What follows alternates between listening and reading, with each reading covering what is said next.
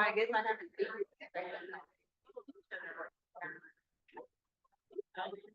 before the holidays. She showed me how to watch the watch it. I didn't know how to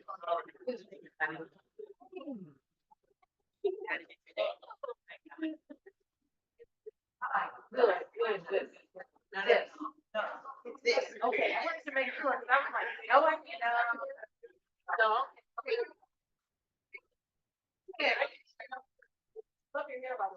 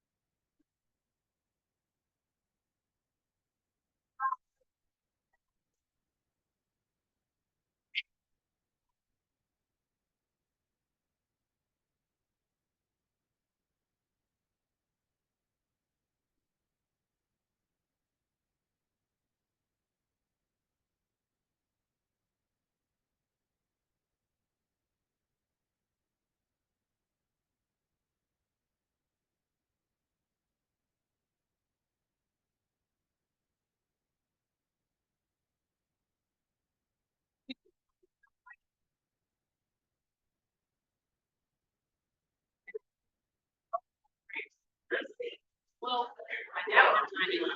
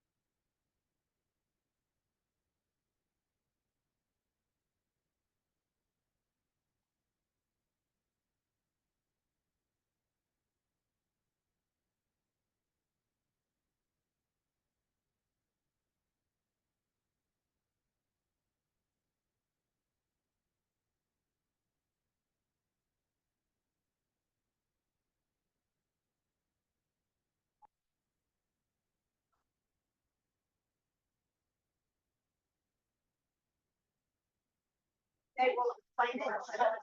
Okay, should I put my name on the card? Sure, if you want to speak, someone, give it to someone. Give it to one of us in the back, sign it, take that card and then what happens when? I make it to you, that's right. It's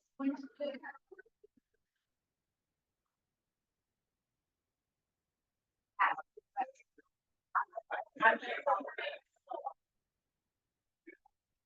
Right.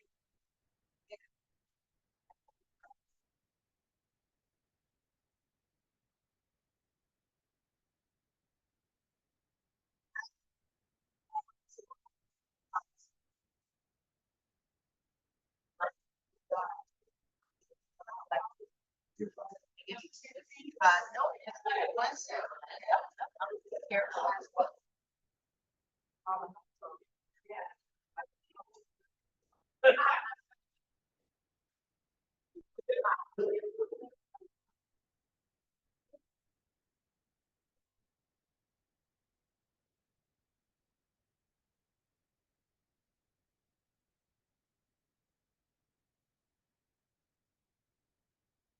So I'm not gonna be calling them up until the doors again. Right, that's gonna be happening. So as long as you're in here, I can find the part that we need, that way I can have it.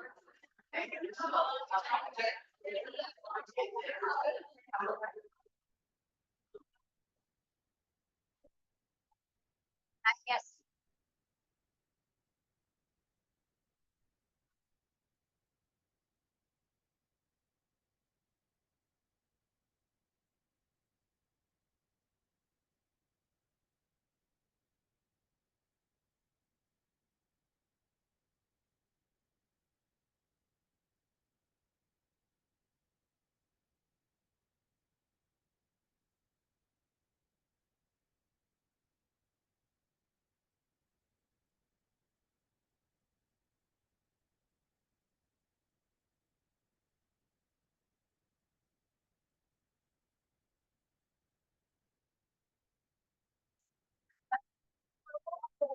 Got it.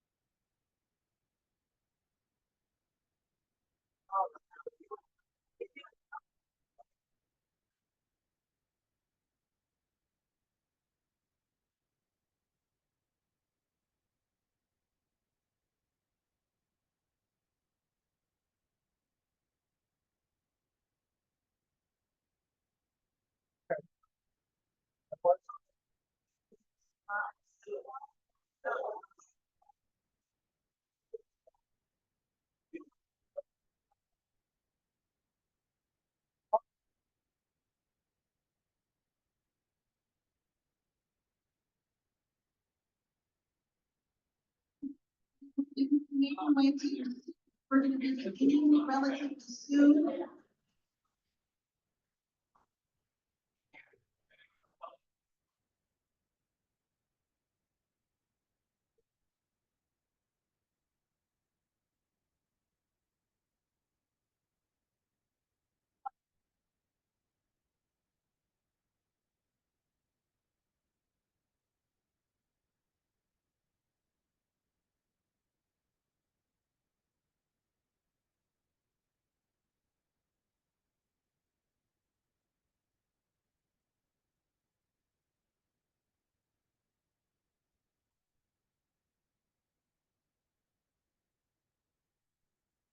Okay. Yeah. So,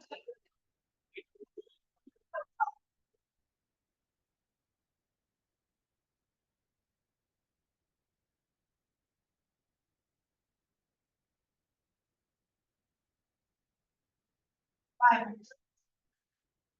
Five.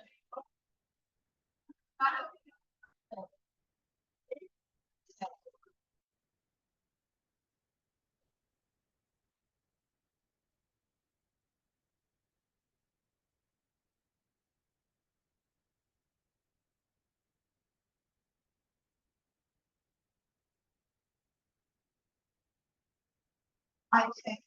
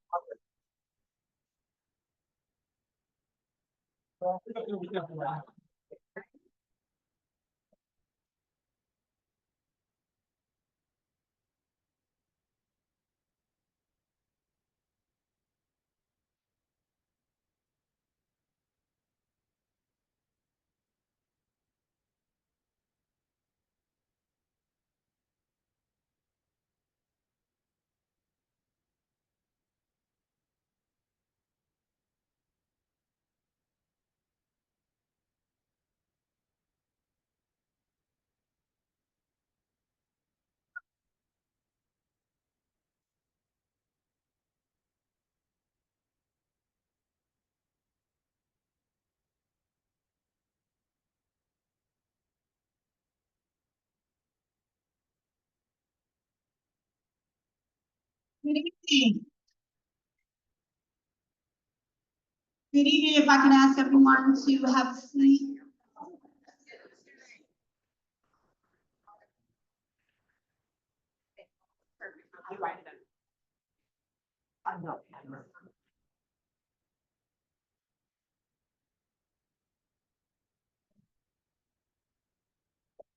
Good evening and welcome to the East Bay Church of Religious Science. My name is Reverend Jerika Blackman. I'm the senior minister here. I use she or they gender pronouns, and I always like to let you know what my pronouns are because you can't tell what they are by looking at me, and as an act of allyship to my friends in the trans and non-binary community.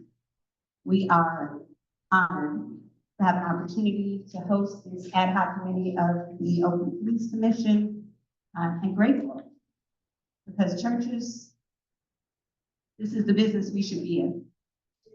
Opening our doors so that we can have an elevated conversation. Are we ready for an elevated conversation? About the issues that impact us? We are united in our desire for safety in Oakland.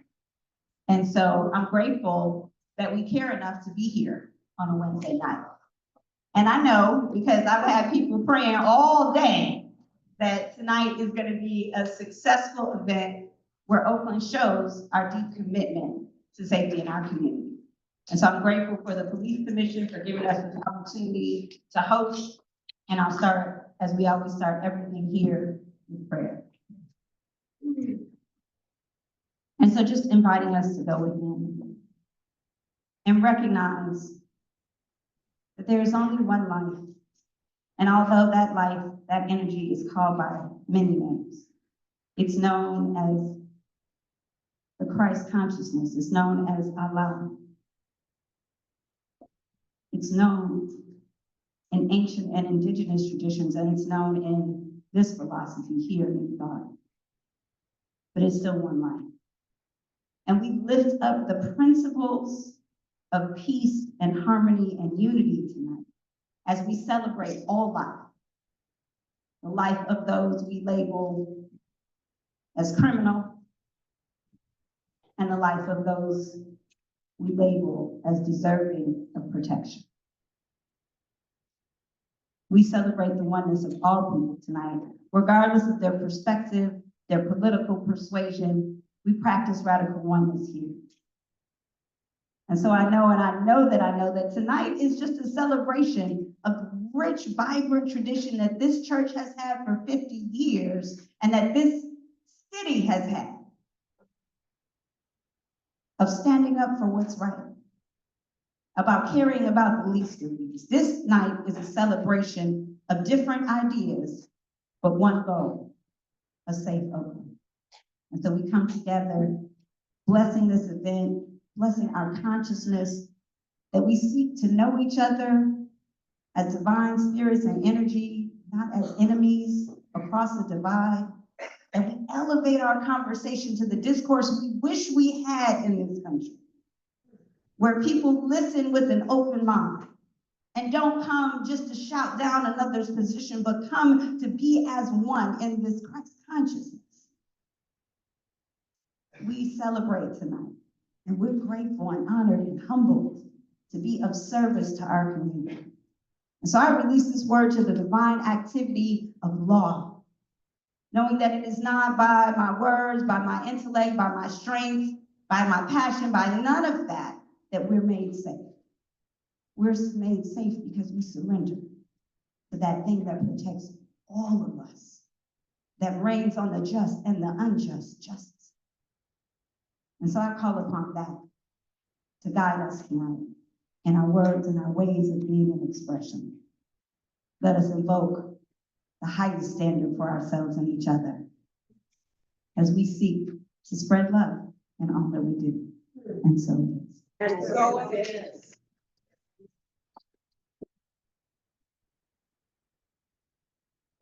Very, very much, Reverend Jerika. And thank you for having us here today. All right, so bear with us. It's going to be a very informative evening. First, my name is Micah Montgomery. I'm Chief of Staff for the Police Commission. And we welcome everyone here. Thank you for coming out.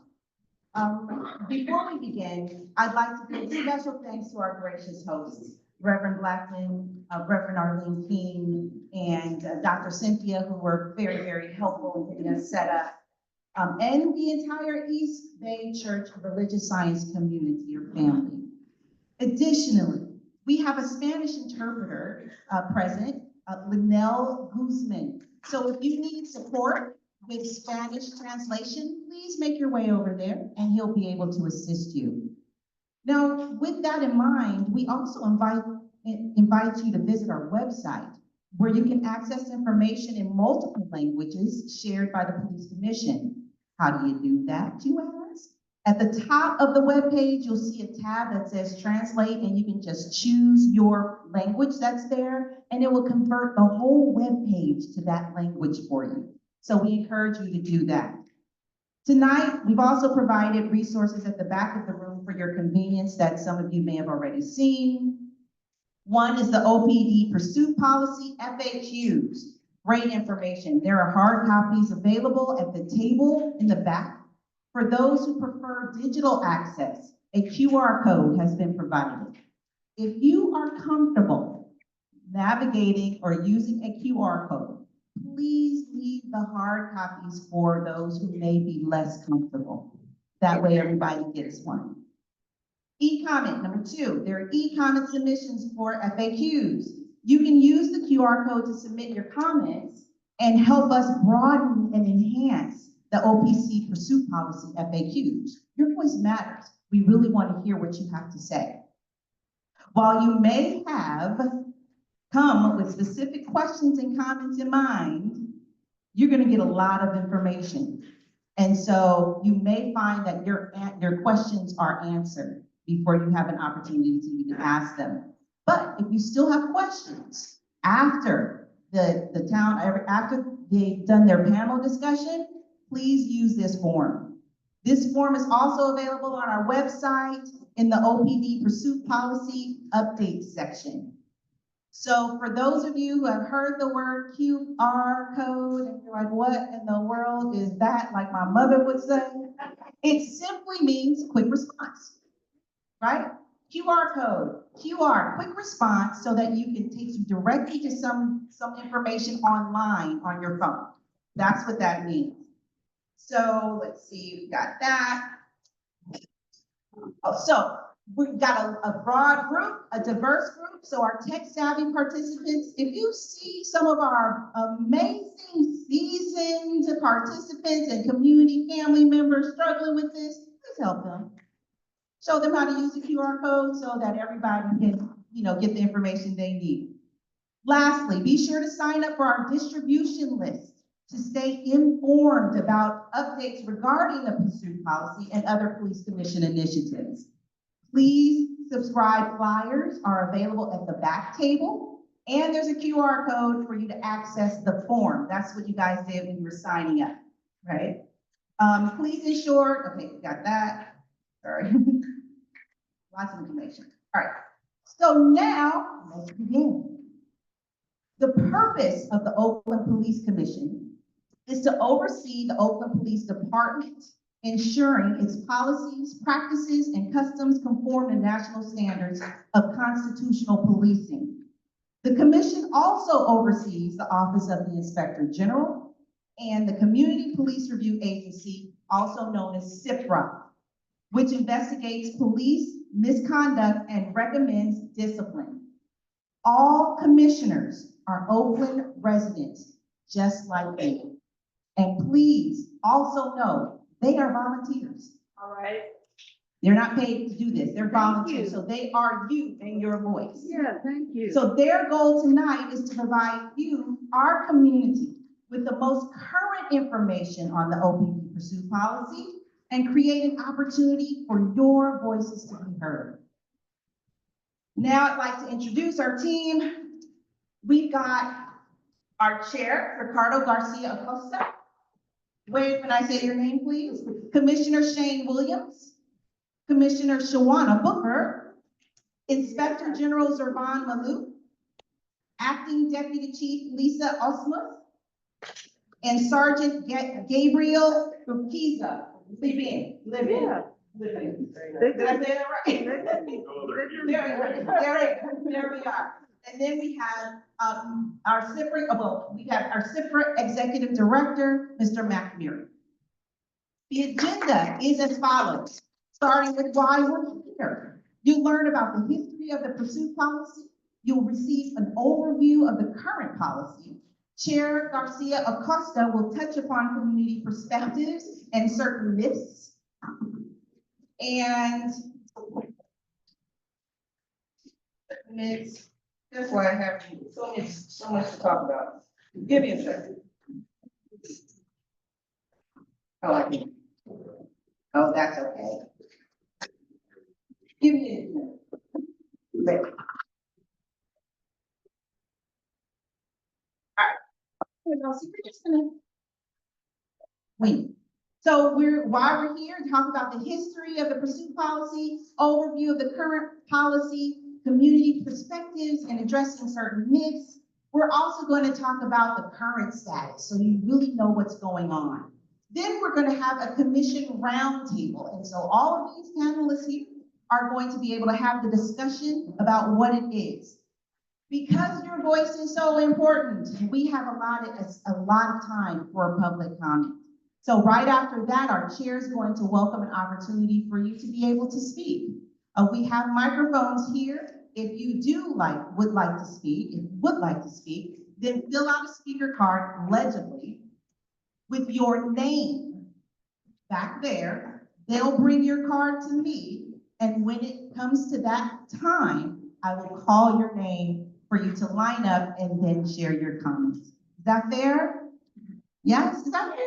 Come on, it's not just me here. Okay, great. Well, with that, I would like to turn it over to our chair, Ricardo Garcia Acosta. This one? One second, they were there. Did you want to do it or you want to? Oh, it tells you what the bathrooms are. So if you need the restroom, there's one right here and there's one right here. And if you need anything else, just wave your hand and one of our team will come by and get you enough water and things like that for you. Thank you again so much. You all have been wonderful. And if you can put what district you live in on your name card, if you're going to be speaking, that would be helpful. Thank you. Ready to get started? Yes.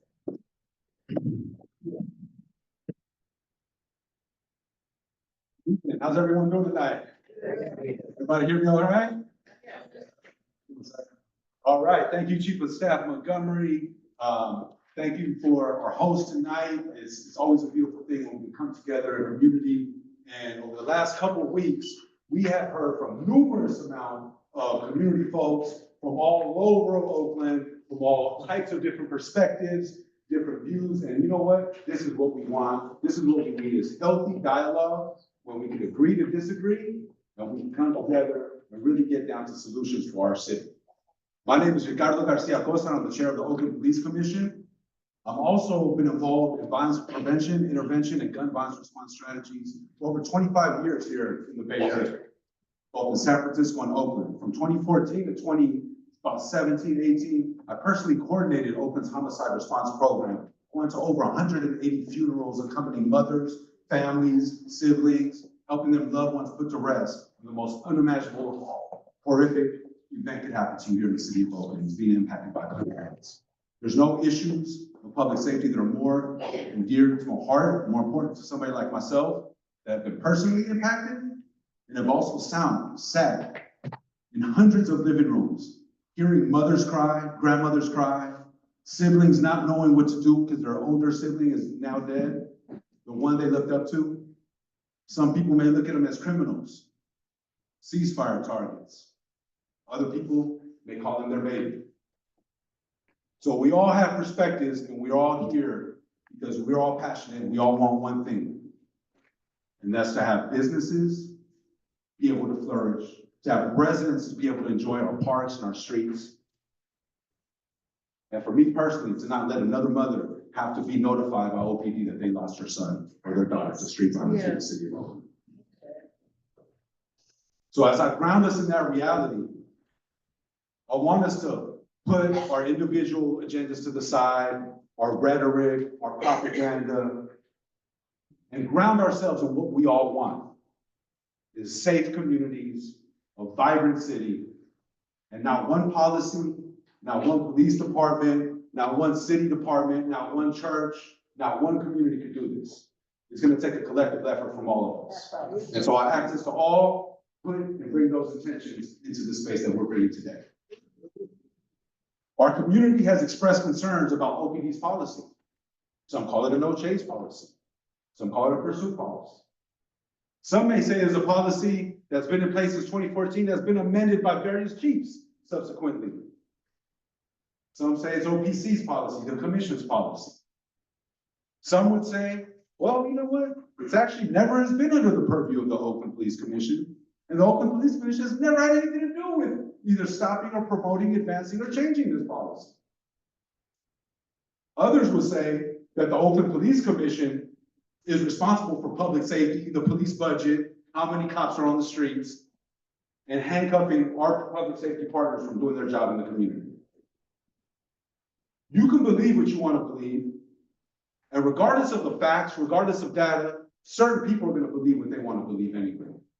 But what we're asking today is to ground ourselves in fact, to ground ourselves in what the data and the science say, what our professional and subject matter experts say, and what you all experience every day. Because the data, the science may say one thing, it may not match with the reality that you all see on the streets every day. So we're trying to create a space where we can have healthy dialogue and look at the intersectionality of all of those things and really get to a place where we could have some grounded ideas, created solutions from a place of fact, but a baseline that is not grounded in misinformation or propaganda. So I will ask you all that as we begin this conversation. So in light of the interest, recent press conference by the governor, several council members that really want to bring this back to the forefront, we wanted to revisit this policy again. And the fact of the matter is, we've heard from the community, we've heard from our city leaders that things just aren't working. We need to make changes. We need to have tweaks. A couple weeks ago, the governor came to Oakland, held a press conference, and leveraged CHP resources that are deeply needed in our city for OPC, the Oakland Police Commission, to make changes. In a policy that we may not have purview over, that we've never had say over, yet we were put in the middle of a target, have been subject of hundreds and hundreds of emails, threats, blaming us for public safety, blaming us for the shootings and homicides. They're blaming civilian volunteers who work full-time jobs in the community with all of our babies, with all of our communities, and then volunteer another 20 hours a week on top of that to serve our city. That has been unfair and has been misguided. And what we hope today is to not pass the buck, is to not make excuses, but to talk about facts and talk about where we are and how as a city we can get to better resolutions.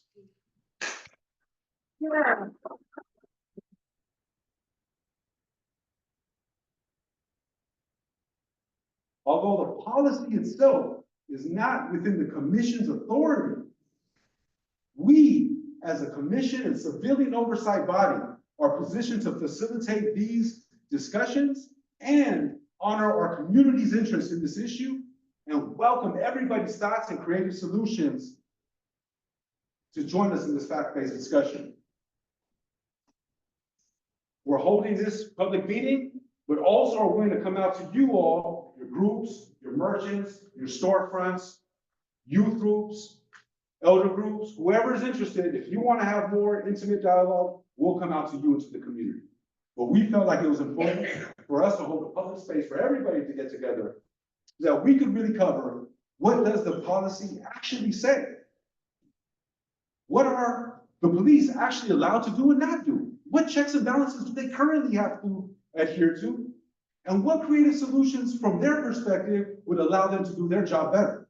We want to hear that, and we want to support that. What are the best practices and the research and the data say about pursuit policies? What are other cities similar to Oakland experiencing? And how do we cater our solutions specific to Oakland? Because guess what? Ain't no other city in this country like town business. And town business requires some town business solutions.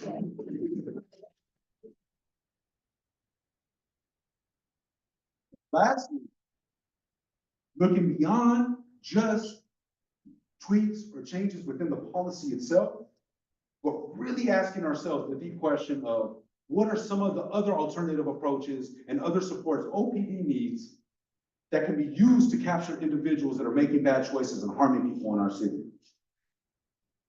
And how can we do that without the threat of injuring bystanders, fellow police officers, our community members, folks waiting at bus stops because they're working families and have to take a bus to work? How do we protect the most vulnerable people of our city? Yet have a better use of technology, have better and increased coordination and communication protocols between OPD and CHP? And what areas as a police commission do we need to now monitor if there are changes to the policy so that we can ensure that there is minimum impact to the public itself and that we protect our officers as well so that we can have as many officers on the streets serving our communities as possible?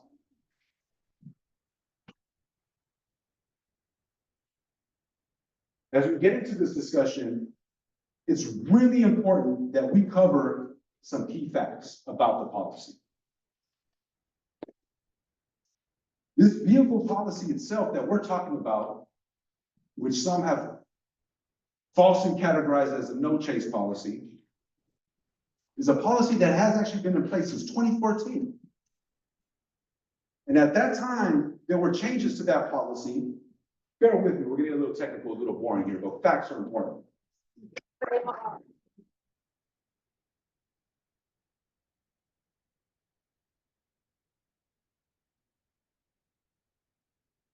At the time, the policy read that an officer could initiate a pursuit. The policy at that time was changed to read that vehicle pursuits may only be initiated when there is a reasonable suspicion to believe the suspect committed a violent, forcible crime. Language that I think is still to this day, violent, forcible crime as criteria. At that time, the language was changed to violent, forcible crime from previously reading reasonable suspicion of a violation of federal, state, or local statute. So at first, it said reasonable suspicion of a violent federal, state, or local statute, and it got narrowed down to violent, forcible crimes. Then in 2018, Special Order 9192, and this was now under then Chief and Kirkpatrick, further changes were made that any officer or monitoring supervisor commander shall neither be criticized nor disciplined for terminating a pursuit. That's key. We can talk about what those mean actually in the department and how that implements departments. But essentially protecting supervising officers that if they have to call up a pursuit for public safety, that they won't get disciplined for that, right? Or criticized. Then, this is the one I love right here. In 2022, then Police Chief LeRon Armstrong made another policy revision to the policy. That policy read, and the people that were outside reading the press conference might want to take note of this. Facts are important. So LeRon Armstrong did an executive order at that time that included a policy revision that read, vehicle pursuits shall be terminated if the speed of the pursued or pursuing vehicle reaches or exceeds 50 miles an hour on any roadway or off-road area that is not a controlled access freeway. Unless permission to exceed 50 miles an hour is given by a watch commander or command officer. So the quote-unquote no chase policy, the choir of blame that's been placed on OPC at the highest level of government, God bless our governor, and we support him in all he's doing, fighting the fires down south in LA and sending us resources in Oakland. But it's important to note that the policy itself is not a no chase policy. It's a policy that requires permission from a watch commander or command officer if the pursuit exceeds 50 miles an hour on Oakland city streets. Seems pretty reasonable. That's been conflated as a no chase policy, that cops are not allowed to engage with criminal behavior, that cops are allowed to have sideshows happen in front of them, that cops are allowed to let school buses get sideswiped in front of them and can't do anything about it because of the police commission's policies. Statements that are categorically untrue, and there are an insult to the integrity and hard work that our police officers put in every single day in the streets of Oakland.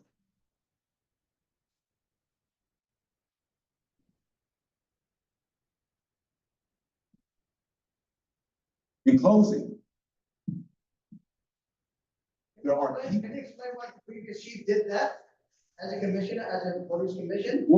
we're gonna have time for questions and panel discussions. We're gonna get down to the bottom of all of this. We're having a very transparent discussion. Can you explain to the public? Yes, sir, I've been here for a year, and just so for some context, that was 7 years ago when that was changed. And so we're gonna have to refer to the police department at that time for specifics around that time. Thank you. So, lastly, I'll leave you with this. Many of the public discourse, and rightfully so, has been criticism around two of the areas of the policy. One, the narrowing of violent forcible crimes, allowing cops to pursue folks only in that condition, or if there's probable cause that they have a firearm. And there's been calls in the community to expand that language to residential burglaries, commercial burglaries, sideshows, which eventually, which in turn will expand the number of pursuits, right? So we want to know the impact of what that may mean. But that's one key issue.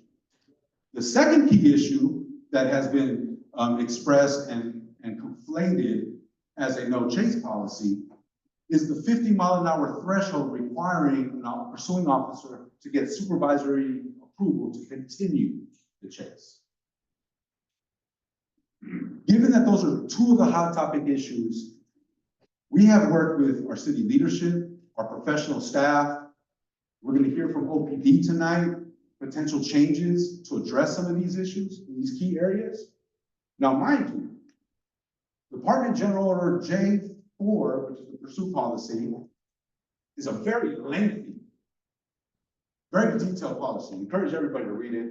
And when we have a new recommended changes from the police chief and from his command staff on what, there may be some adjustments in there that may allow them to do their job a little better, may allow them to deter crime better, and more importantly, may allow us to have a collective public messaging campaign to let folks in the community know that we love you, there's support for you, there's programs and services for you, but you will not harm fellow Oaklanders and you will not come from other cities to Oakland to commit crimes.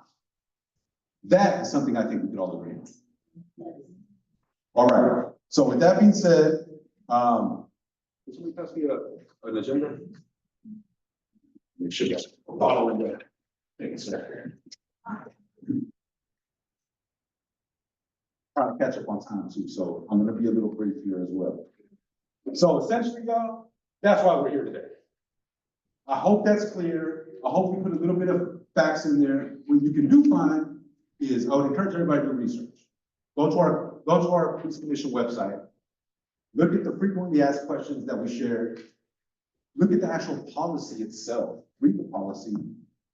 Educate yourself on the police commission's charter, mandates, what our purview and actually our reach actually is within the city. Because what you will understand is that the civilian oversight structure in the city of Oakland is not just the folks you see up here. It also consists of the city administrator, the mayor's office, and the city council. We're all in this together. And in order for us to get off of federal oversight, which we've been on for 20+ years, costing the taxpayers, I don't know how much, $5 million, I'm sure. $1 million. In order to get off, we need to have a strong, thriving civilian oversight ecosystem that holds our police accountable to constitutional policing, to national best practice standards, and to making sure that we are showing up as our best self as public service servant agents to our city of Oakland. And it takes all of it to do that.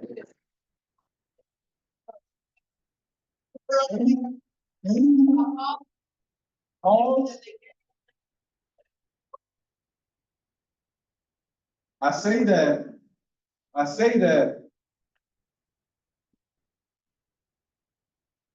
because all of us in the city of Oakland all agree on wanting to get off of federal oversight.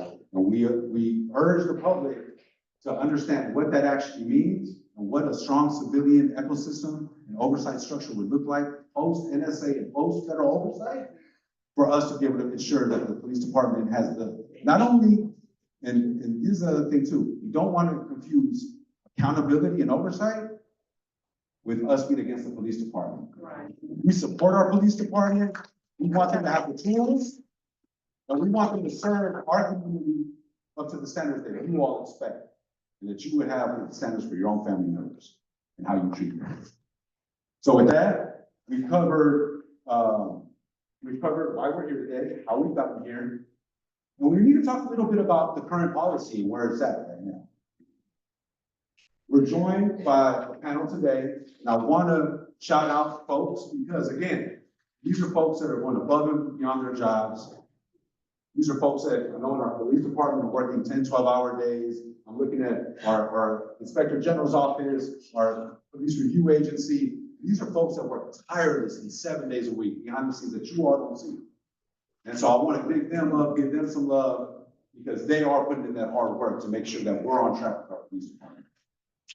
And what I would like to do right now is segue, and for the sake of time, is because we want to hear from you all. We want to have a discussion, we want to hear your questions, and hopefully your questions are going to be grounded in some of the information you learned today. We have Acting Deputy Chief Lisa Osmus here from OPD. We also have Sergeant Urquiza. I get your title right, sir. And they have been behind looking at what changes could be made to the policy. They've been working with the chief of police, the city administrator to figure out, are there tweaks that we can make that could meet some of the public's demands or a little bit more, I don't know what you want to call that in the community, and yet balance out public safety to not only our residents in Oakland, but also to our officers themselves. And so I wanted to turn it over, and we're gonna actually, I'm gonna highlight what you all on the spot, OPD on the spot for a quick second, to talk about some of the potential changes. We all want to hear what changes are being proposed, right? Yes, yeah. Yes. Those issues, those key issues are very important for us to be able to have public discourse on what your concerns and or supports may be for such said changes. Given that the chief has been working really hard with his command staff to come up with those changes, we hope to hear those and formally review them on our next commission meeting next Thursday on January 23rd. At which point we will be asking commissioners to vote and comment on recommendations that we would like OPD to consider, given everything we hear today, given everything that's in our charter mandates, for OPD to consider as we're making those changes. So, with that being said, I wanted to kick it to our two OPD representatives and ask them.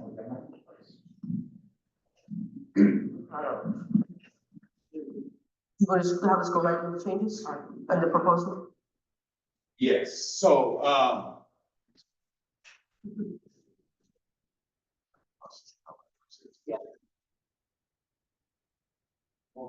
Excuse me, so if you can, maybe high level, talk about the 2 or 3 key issues. I think there's several key changes that you all may be considering or proposing.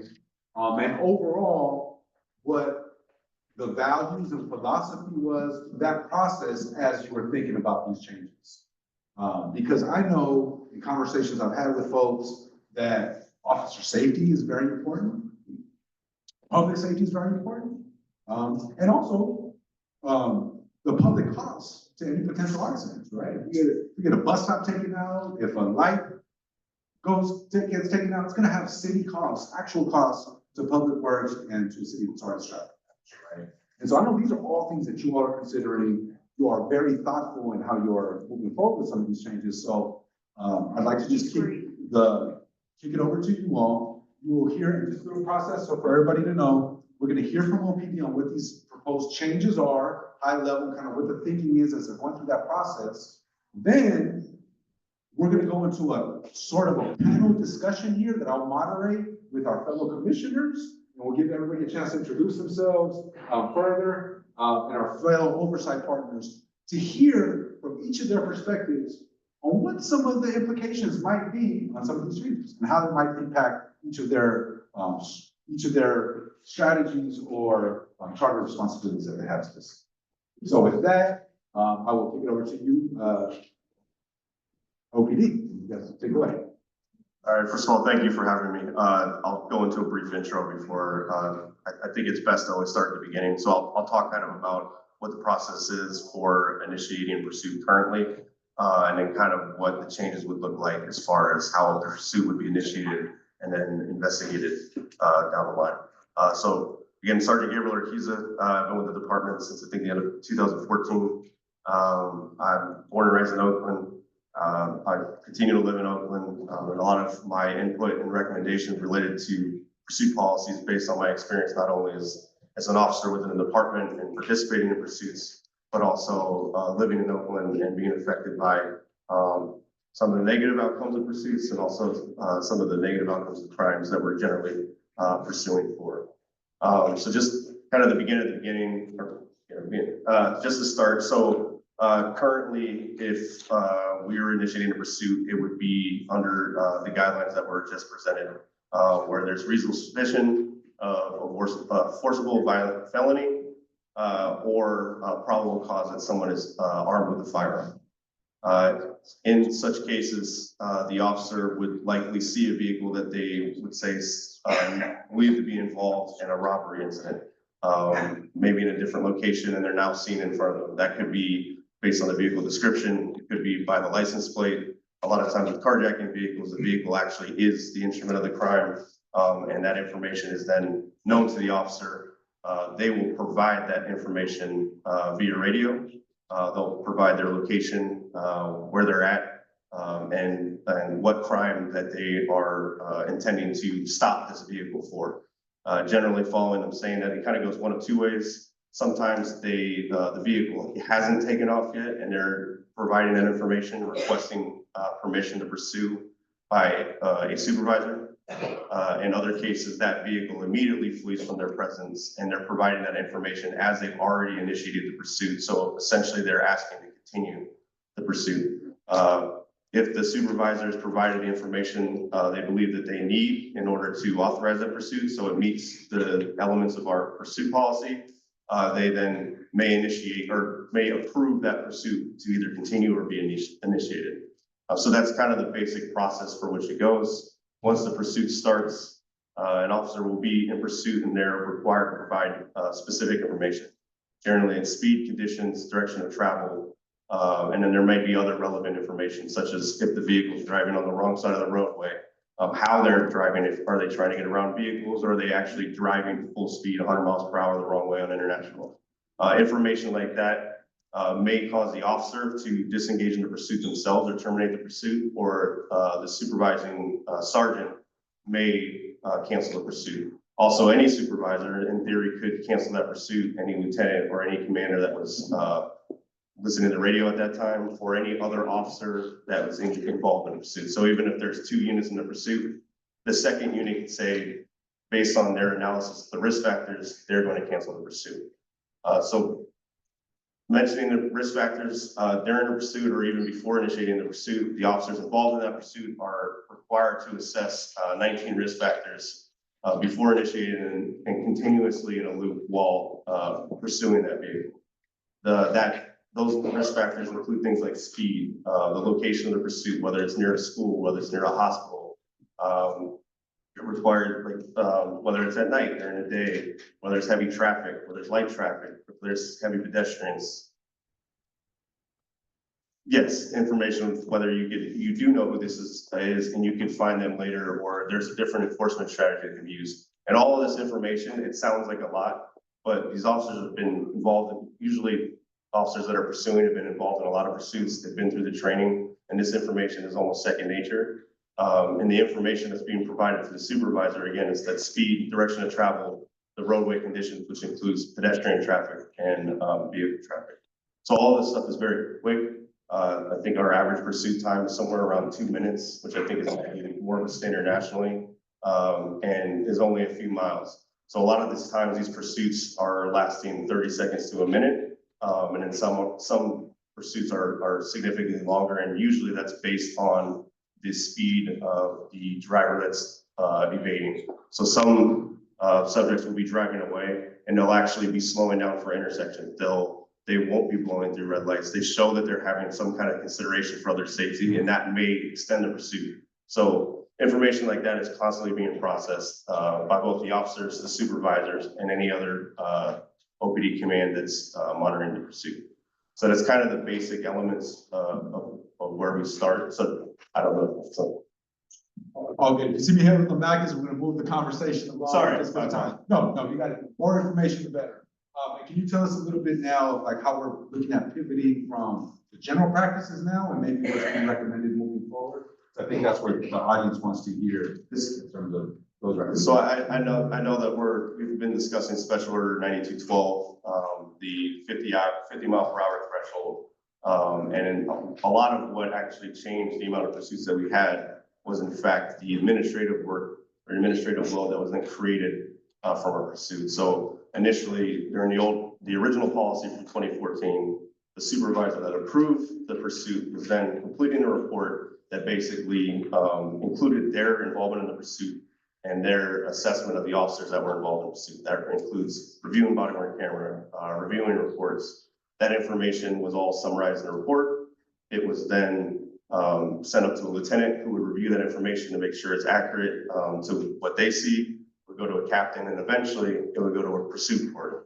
The pursuit board would be sometimes between like 5 and 12 members of the department who are subject matter experts who weren't involved in the pursuit and have no connection to the pursuit itself, and are reviewing the facts, information, the video, and all the circumstances or the totality of circumstances for the entire pursuit, and then assessing if there's training needs related to the pursuit, or if something was out of policy, or even commendable actions by the officers. So all that information is processed, and then a lot of that information is pushed back out to the officers. Some of it's informative, some of it's through way of training, and then some of it's through corrective action. So there was a pretty robust review and accountability process that was already in place. 9212 increased that, but basically just created more administrative load. So the supervisor that reviewed and approved the pursuit would then be writing basically the same kind of information in his report.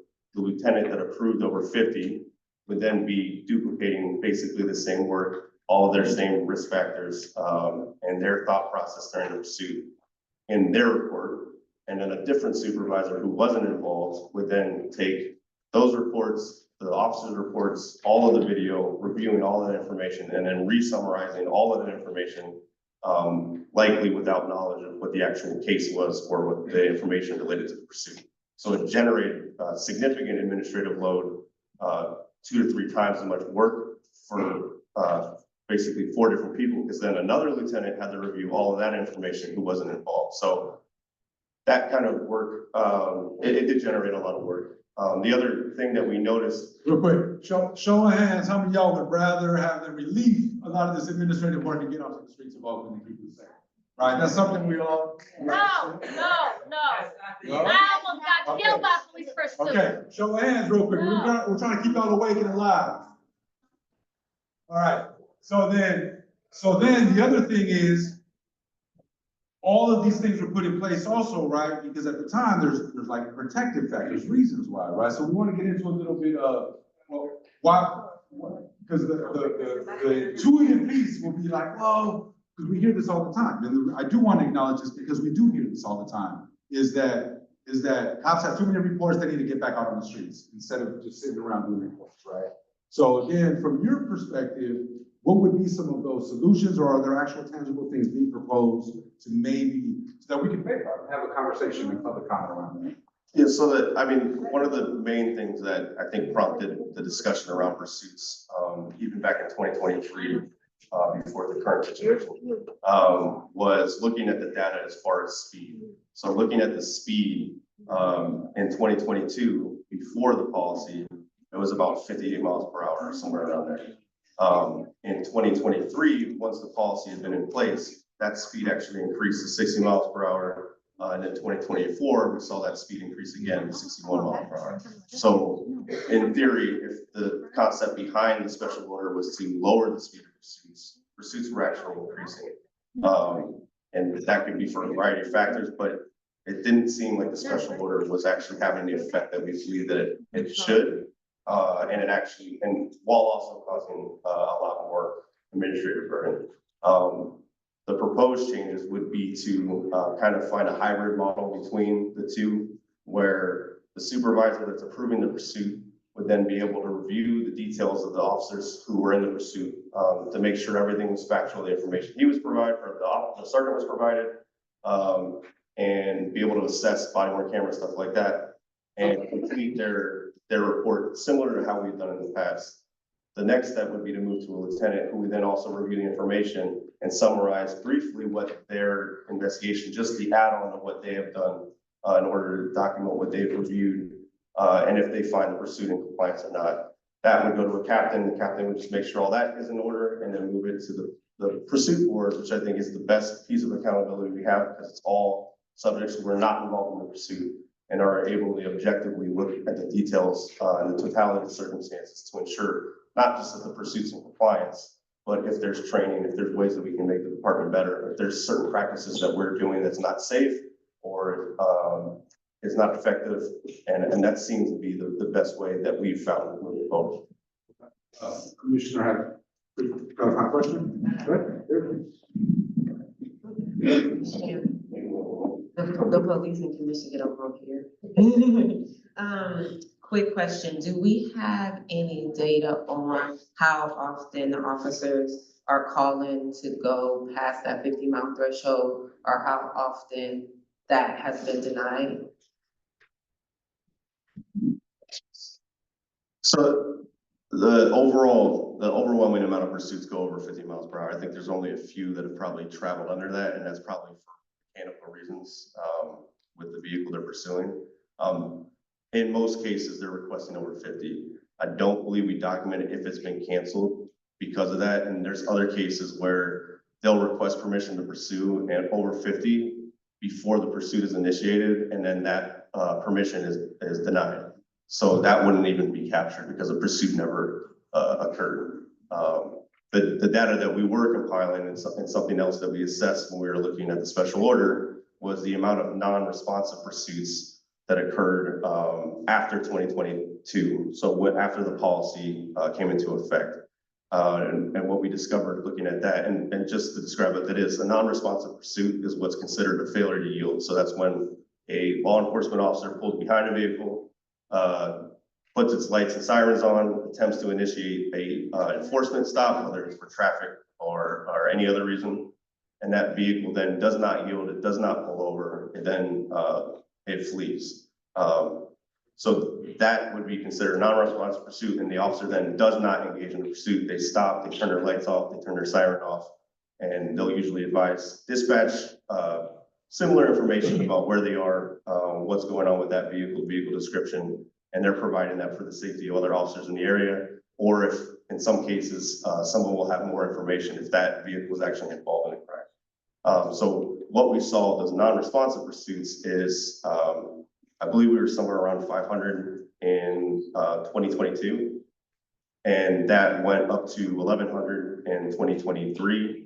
And then this year we saw it up to over 1,200 in 2024.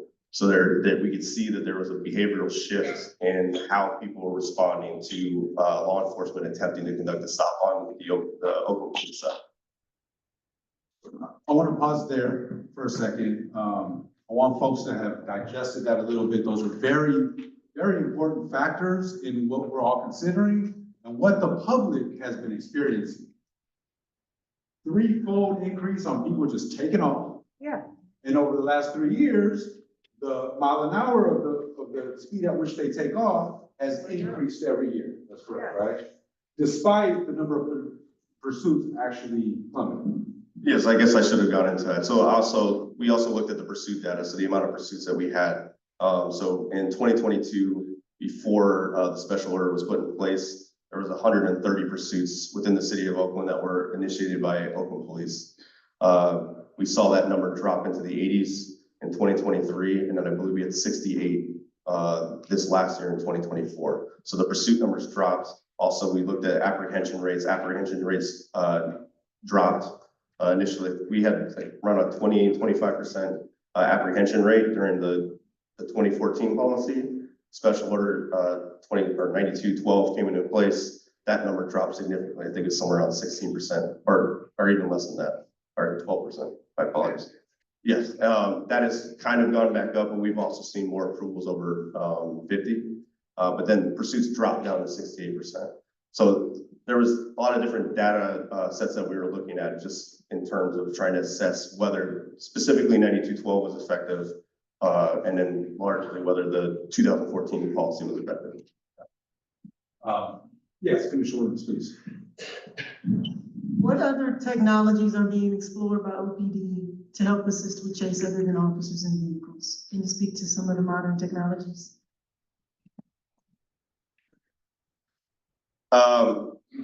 So I know there was a publicized device that we attempted to use called Star Chase. It was a GPS system that was basically like projected towards the vehicle. It would stick onto the vehicle and it had a GPS plug in that system.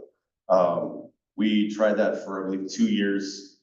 We did not have a lot of success with it, but what we found was other agencies had significant success with it because of their policy. They were pursuing the car before they initiated. They would fire off the Star Chase, it would stick to the vehicle, and then they remain chasing the vehicle while the vehicle was fleeing. This prevented what was happening to us, where the vehicle would flee with the Star Chase system on it, go under a freeway overpass, jump out, grab it off, and take off. And because we couldn't pursue at that point, the vehicle didn't flee, and we just had an unsuccessful deployment and paid for this system that we just deployed and was ineffective. So it was a attempt by the department to find something that could make pursuits safer or prevent pursuits. And it may be a very effective system for other agencies, but based on our policy, it just was not effective. So we moved away from it. Let people go. Can you explain what the pursuit? Let the audience. So we're almost wrapping it up, and then we're gonna get to the public right now, because we do want to hear questions from the public. Sorry, so it was something that was one of the steps we've taken. We've looked at other technology. I know we've talked about drones in here. The most effective piece of technology that we've seen that's been effective now is the availability of air support. So often air support.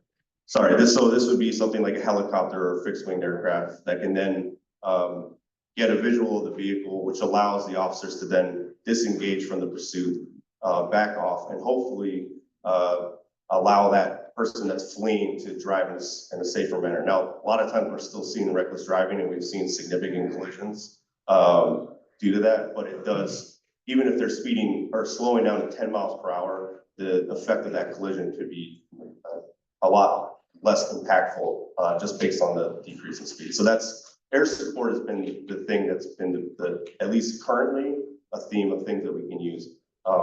And we're hoping that technology can catch up to where we need it to be in order to alleviate the need for pursuits. And I said this on Friday, but nobody up here, and I don't think anyone within our department thinks pursuits are a solution, solving crime. But it is something that's a tool, to bridge that gap between where we need to be technologically, to apprehend people or other, aspects of policing that may stop this kind of activity. Thank you, sorry. So as you all can see, there's a lot of elements, a lot of factors that go into the process of just this quote unquote pursuit policy itself, right? So these are all things that the department's considering, we haven't touched on, and we implore you to look at our website as well to learn more about this, but there's 19 risk factors that they go through to ensure public safety. There's just so much that are happening in the moment. Essentially, we're looking at solutions that'll help you all be able to be more instinctual, do what you need to do, right? And be able to maybe align policy seems like a little bit better with even better use of technology, it sounds like as well. So what we're gonna do now is we're gonna pivot a little bit. I had a bunch of questions I was gonna ask our CIPRA and IG's office and everybody, and I'm not gonna waste your time up here. We're gonna call people up to come ask their questions, and as they ask their questions, I'm gonna help formulate it into a panel discussion for you all as well. So then maybe you all can jump in if you feel like it's appropriate for your office to answer those questions as well, but definitely wanna make ourselves available to hear from the public, to hear both your input and our questions. And I'm gonna be moderating so that we move it along to get as many questions as we can in this next half hour. I apologize for the late start, kind of backed us up about 15 minutes, but let's try to get in as much as possible to hear from you all. Thank you, Chair. All right, so we've got speaker cards here. If I call your name, please line up here to this mic if you'd like to speak and ask your question or make your comment. The first person is Edward Escobar. James Marshall. Margarita Marin. Time limit. There's a 2-minute time limit, yes. Maybe less, depending on how many speaker cards I'm counting right now. Got it. Carl Khan. Tuan Go. Right, can I ask why you're putting a whole group of people before, Say that one more time. you're putting a whole group of lobbyists in front of Kanika them? Matoni. Maturi. Thank you, Maturi. Carol Williams. Linda George, I believe is what's written here. Chris Logan, Raphael Coffey, Ann Namura, Carol Wyatt, Amanda Neck. Annette. Oh, the line is long. Okay, we'll stop there for now. Okay, great. And I'm gonna help us with a little time check-in on this. So we have about a minute to give your either comment, or if it's a question, we can hear from the panel as well too, and then move on. All right, thank you. Appreciate y'all, sir. Please. So I'm curious, I don't know if we heard what we thought the proposed changes would be. And what do we think they would do? And my comment is sort of, when I look at the city and the state of the city, and it's really concerning. It feels like the city is in a real crisis.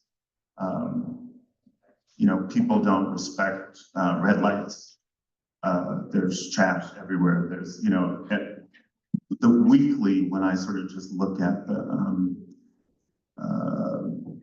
graffiti on, major buildings and so forth, it really seems that the city is, really in a state of decline that I didn't see it when I was a kid in the crack epidemic. And so to me, these things are connected as LA burns, because I don't, we're in a place where the city is in the zone of bankruptcy. And my sense is that, if we don't have the groundwork of safety, of cops on the street, literally on the street in commercial zones, we will not be funded as a city. We don't have any teams. We have major businesses leaving. And I'm sort of curious about the connection to the policy, because when we see, from East Oakland to Montclair, people running cars into buildings, this is a place where people come to commit crimes. And so what is this change going to have an impact there? What do we see it doing? Because there is a crisis in the city. Thank you. So I wanted to bring mindful of the time so everybody has an opportunity. In 1 minute. So when that happens, I'm not being rude when I say thank you very much, next person. Thank you, sir. You may begin. Sorry, did you want to respond? Yeah, I'll moderate that too. Thank you. So- Would you not like to say something there, respond, or you want to respond? The only, I think we were kind of going over the recommended changes. We didn't get to the specific part that you brought up, so I'll try to be brief with it, but also there is data that's important.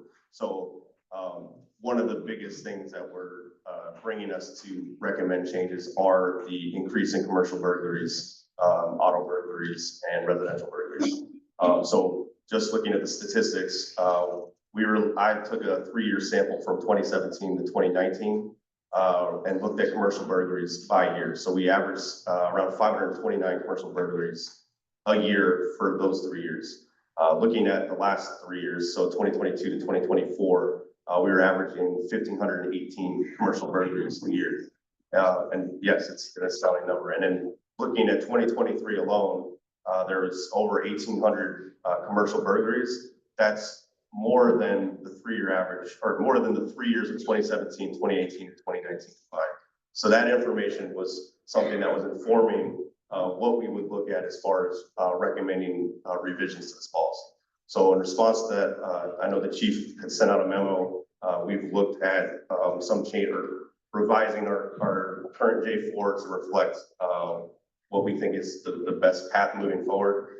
That would increase the circumstances in which a pursuit could be initiated to include for commercial burglaries, for auto burglaries, and for residential burglaries in certain circumstances. So this would be when an officer is responding, so basically when it's contemporaneous to the crime. So if an officer is responding to a commercial burglary at 7-Eleven, they pull up, the people are running out of the store, or they're still trying to get in, they get into a car and flee, they could initiate a pursuit, which would be approved by a sergeant, similar to how we have for violent forcible felony now. The sergeant would monitor that and would follow the same process that we've had for violent forcible felonies. We also expanded considering things like sideshow or takeovers. So reckless driving, stolen vehicles, things of that nature, arson, ramming patrol vehicles, whether or not they're occupied, ramming other people's vehicles, lighting people's vehicles on fire, things that before would technically not fall into the circumstances of the policy would be expanded, but at the approval of a lieutenant or a commander. So that would be an adjustment. The major adjustment to the policy is basically those two elements. There's other things that we've updated, but those are the two major products. I think that's responsive to your question. Great. I have some questions on what implications that might have on disparities or on other things like federal oversight issues, right? That I would like to explore with our other panelists, but we're going to keep on going on with the questions. I'll try to pull that out the questions over here. Sir, please. All right, my name is Edward Escobar. I'm the founder of the Coalition for Community Engagement. We have over 1,000 members that are subscribed that live in Oakland. I grew up in Oakland and I understand Oakland very well, and we're in touch with the business community, with the people. I'm actually one of the leader organizers for the recalls of the mayor and also the DA.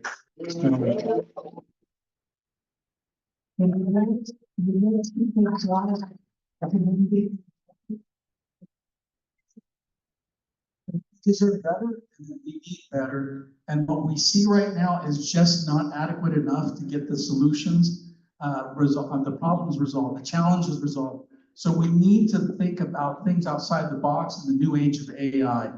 High-speed pursuits can kill. We've seen that. But if we deploy the high elevation, fixed wing drones, there's technology that exists the military uses. But at the same time, let's keep in mind and be ever vigilant that we cannot surrender our civil liberties as well.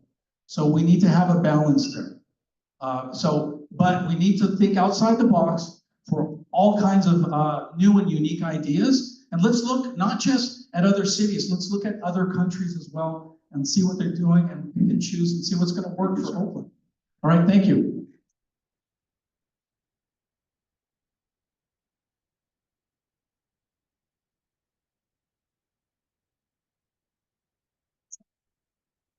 Oakland is completely dysfunctional. Thousands of small businesses have suffered and died. And yet the public safety isn't there despite public outcry year after year. What is the police commissioner's role in this? And can you speak to the culture of fear, retaliation in the police department that prevents good cops from doing their job to arrest criminals and protect the public? Because when Police Chief Mitchell was asked what's going on, he was very frank in speaking out about police, cops being fearful about being investigated if they do a chase, because our chase policy is extremely restrictive if you compare it across the country. Criminals know to come to Oakland to commit crime because there's very little consequence.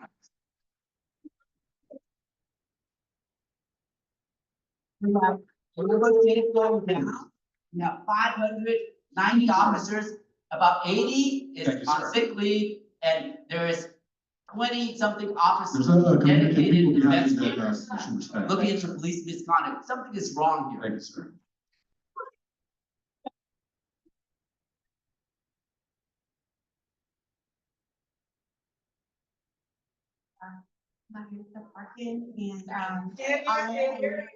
Hi, I'm Margarita, and I am a resident and a business owner here in Oakland. I've been a longtime resident here, and I have been a victim of both sideshows and crimes and to my business.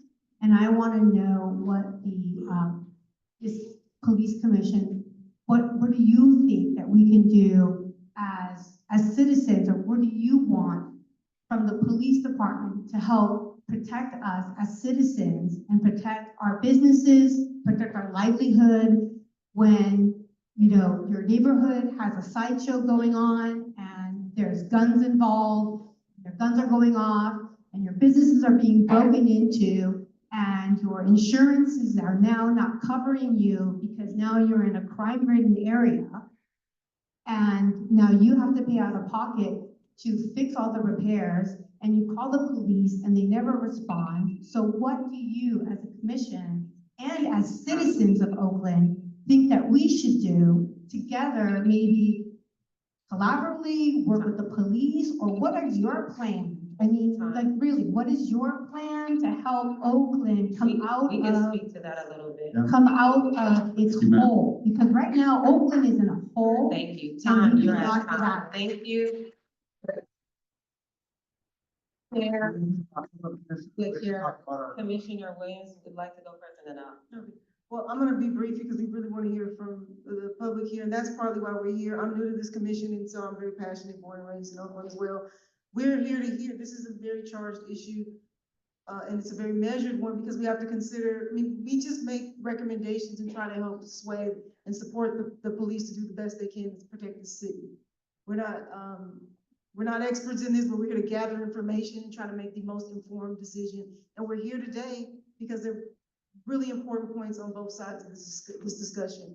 We also have to take into account who this is going to impact the most. And so I'm here to hear from everybody and try to support the police department so that they can keep Oakland safe. That's my charge of being. I am also fairly new to the commission as well, and I'm a resident, also a business owner, also a rental property owner, and actually District 6 and 7, which have high levels of crime, and have utilized the police both personally and professionally. And I think that for what's very important is I do want a responsive police department. And I also want a police department that I can trust and that we can trust to have a relationship, that there shouldn't be fear of oversight, because if policy is followed and things have happened in the best interest of our officers, because most of them are also our neighbors, then we can talk about accountability in a way that feels fair and just to everybody. And I also want the officers to feel and be safe as they continue to keep me safe. So I think my role here also is to have a healthy conversation to keep everybody safe. Excellent. I will actually expand that question for a little bit of dialogue so we can engage our other oversight partners. Because often accountability, oversight, constitutional policing, national standards in policing and best practices often gets conflated or confused with us being, or oversight being against police officers, anti-police officers, right? And so can you tell us, I think I want to hear, Question, he's answering it. the question was, what do you all, and what is your role in making the police department safer for all of our communities? And how does your role as oversight partners play into this? Thank you, Chair. Can everyone hear me? Matt Muir, I'm the Executive Director of the Community Police Review Agency. I was also raised in Oakland, care very deeply about this community. Want to shout out all the business owners here who I know are struggling. I grew up here, and I know that you are the bedrock of our community and our success moving forward. With that said, what we do at the CPRA is we investigate certain allegations of police misconduct, and it is important that we value our civil liberties and ensure that officers have clear expectations in terms of what our process is. I just want to address a couple comments before. When we speak to the concerns raised about a culture of fear, I think that, right, we've been under federal oversight here in Oakland for 21 plus years. There's a lot of factors that make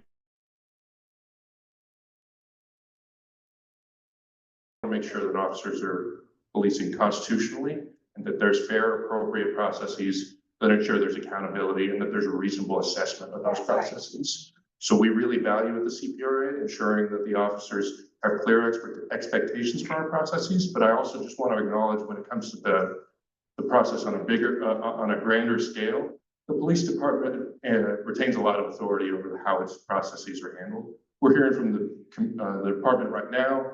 Chief has authority over most discipline, and I think that that's a broader conversation that doesn't specifically speak to the commission's role. And just lastly, as it comes to leveraging technology, my understanding is that there's not GPS tracking on the police department vehicles as it presently stands.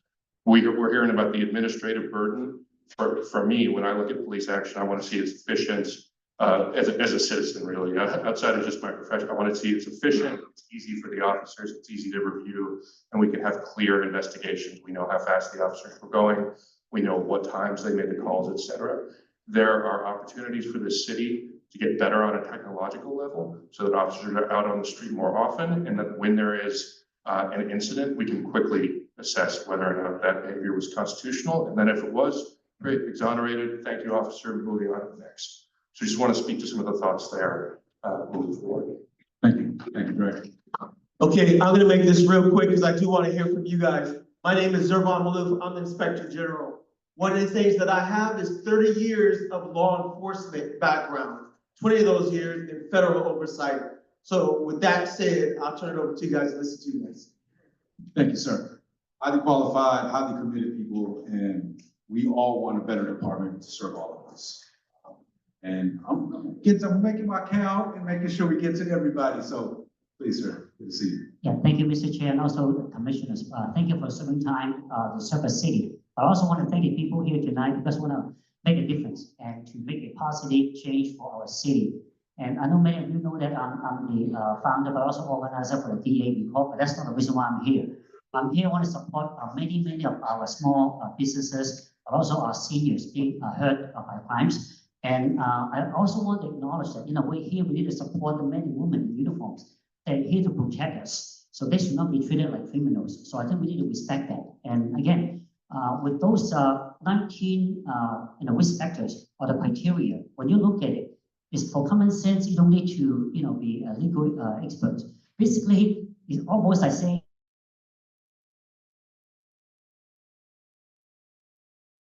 inviting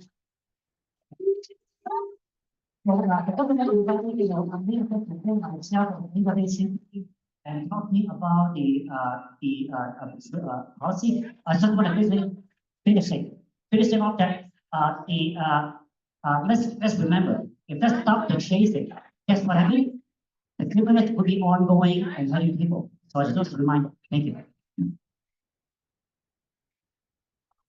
I would ask for a little bit of grace, and I'm trying to moderate and let people speak and finish sentences, and I'm trying to be equitable across the board. So I'm not gonna, based off what people are saying, cut people's mics off. Please continue. Hi, thank you for having this meet and greet. It's my first time My name is Kanita Matori, past candidate for the at-large small business owner. For here for 20 years. Have a restaurant called Spice Monkey in Howden Market. We need to do something. The small business community is really suffering. If you walk the downtown where I'm at for 17 years, all the storefronts is all boarded up and closed up. All my friends in business, they all going out of business. Rent is not the only one. Landlord are begging you to stay. More than ever, we need to work together, and the solution is not working. We have traffic light. I have cars running into my store. I have repeated burglary. This is not really working. So I ask and plead for behalf of all the business, you guys need to come up with something. This is not working. So thank you. And maybe technology.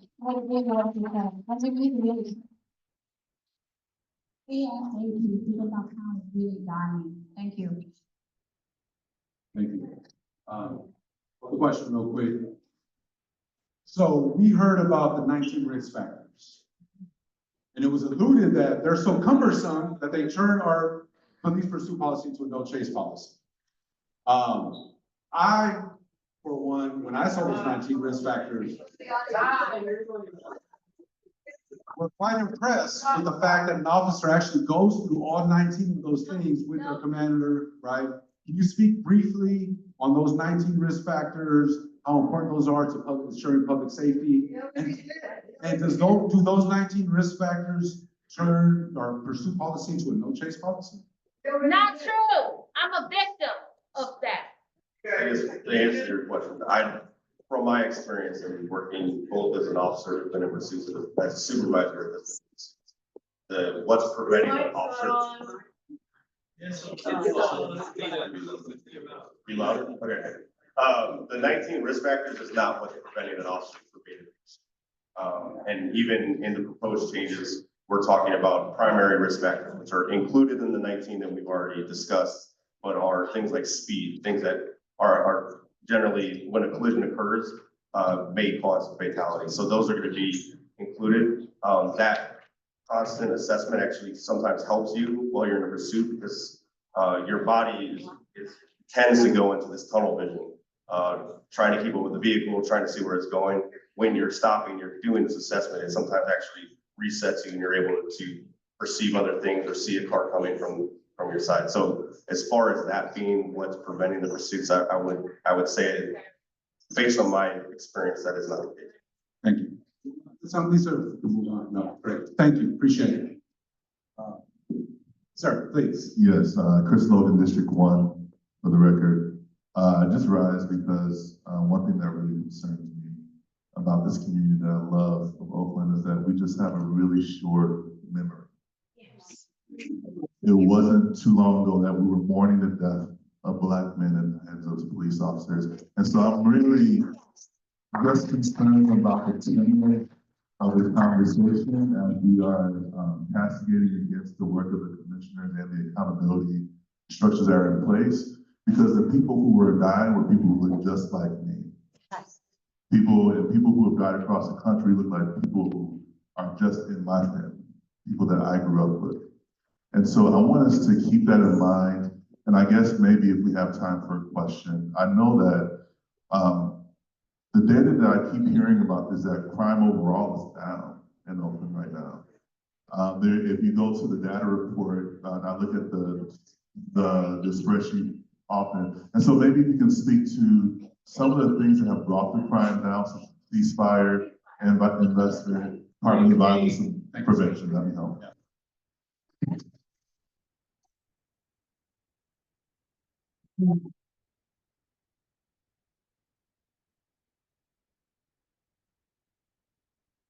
Side numbers down about 30% or so. I know, and let me tell you, when the city of Oakland is experiencing over 120 plus homicides a year, all of us feel it. All of us feel it.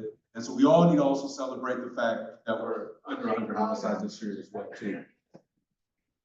So I would like to recognize that we are seeing better statistics, and it's trending in the right direction. And it's based on the hard work, I think, of everybody involved in this process, whether it's OPD, ceasefire, DVP, all these different programs working together. We also have to give some credit to having CHP here and the enforcement Right now, starting 11. Block camera system, which has assisted in a lot of, solving a lot of crime. So all of these different factors are assisting us driving the numbers down. And I'm not trying to be the messenger of bad news. We may be down 30%, but if I'm looking at shootings increasing 85% since like 2019. So yes, we are trending in the right direction. We are still well above where we were 5 or 6 years ago, and getting back to that place and driving it down even further from there, I think is the goal of the department. I think anybody in this room and all the partners that are working together to address violent crime. Thank you, sir. Right, let's move along. Greetings, my name is Carol Johnson Williams. I am an Oakland resident, District 6. I am a homeowner, a renter. I rent units to persons because I had the opportunity to provide housing at, I believe, affordable rates in Oakland. And I have worked in Oakland, served as an educator in Oakland Public Schools and throughout the city, east, west, north, hills, flatlands, for over 30 years. And so my concern is this idea that somebody else can make us safe. The idea that somebody else is a threat to me. How many of us know children by name and know children who can come to you, to talk to you, to give them a smile, a hug, whatever it is, and to be patient with them? How many of us think of when we see a group of children, young people, teenagers, or whomever, and say, oh, they are the problem, or somebody else needs to take care of them? We have to take care of each other. I don't think we should have. I have been in this city. This is not the worst the city has been. I have had my car. I have been on camera vandalizing the cars. And it's still, I'm asking our community the question, what are we going to do for each other?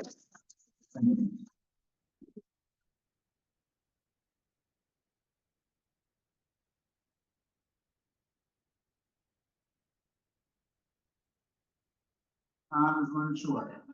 My name is Anna, and I'm here. The first thing I want to say is thank you. I want to say thank you to you commissioners for the work you do and for volunteering. And I want to apologize because in my district, District 4, you have been under attack on social media. And it's unconscionable, and a lot of it has been overtly racist and dismissive and demeaning, and I'm really upset. So I want to thank you for your service and for your professionalism and for your commitment to my community. I also want to recognize Noel Gallo here, who is our council member.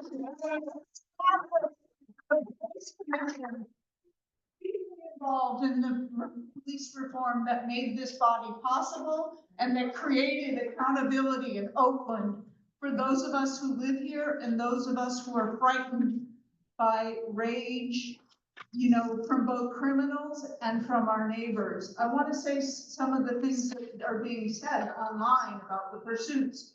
Pursue all criminals, hunt them down like dogs, no mercy. And that is not the overtly racist stuff that is being said, some of which is, you know, attributed to the 1,000 members of this new coalition. I want to apologize as a white woman for the shameful behavior of many of the people in this room, both online and in person.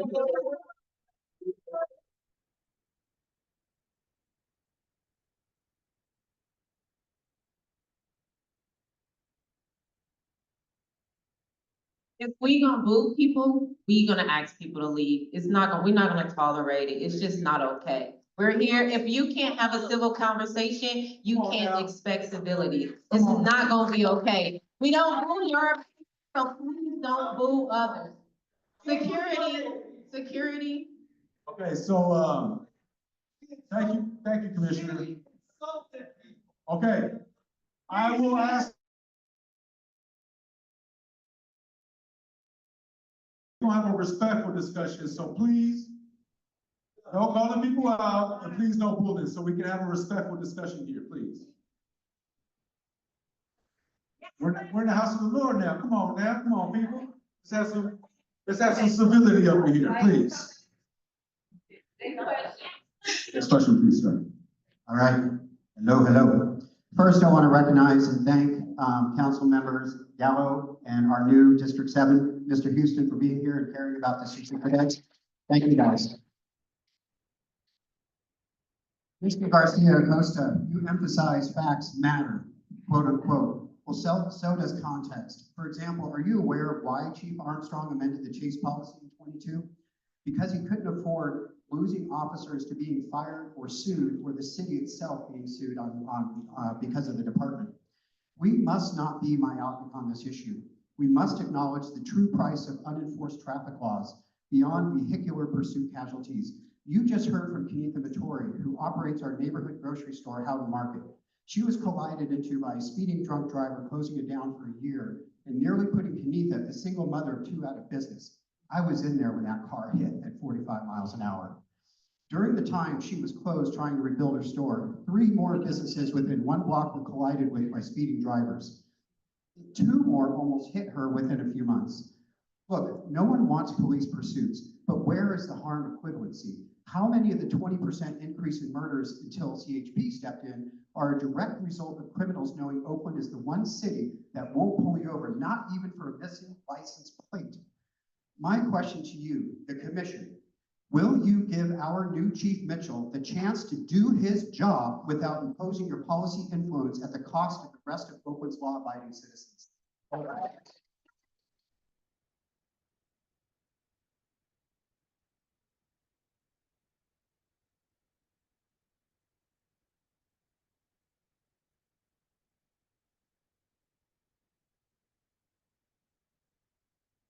Question, but I do want to diffuse the audience in some factor, because one of the things that I keep hearing is the demonization of the police department.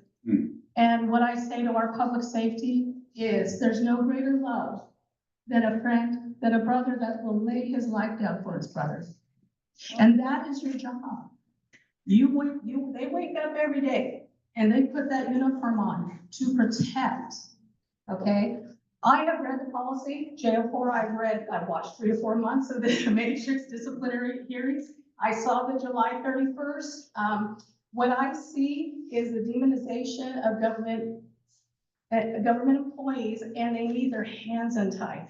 There are 19 factors. Shoot, I don't remember how to get up in the morning and brush my teeth. I couldn't imagine having to make a split decision with 19 things to consider. You're enabling bad behavior, criminal behavior from the cops. That's terrorism. But the point being is that Oakland is an outlier because of the 19 factors and because of the permission that needs to be given by the police, the sergeant, and the pursuit. And I urge people to consider the fact that tomorrow is not promised to any of us. I could walk out this door and go back home and get into a car accident. But the police department is in the business of catching criminals. And I hope that as you guys do this new policy, that you untie the hands of the police department. You have voted in plenty of oversight. Thank you.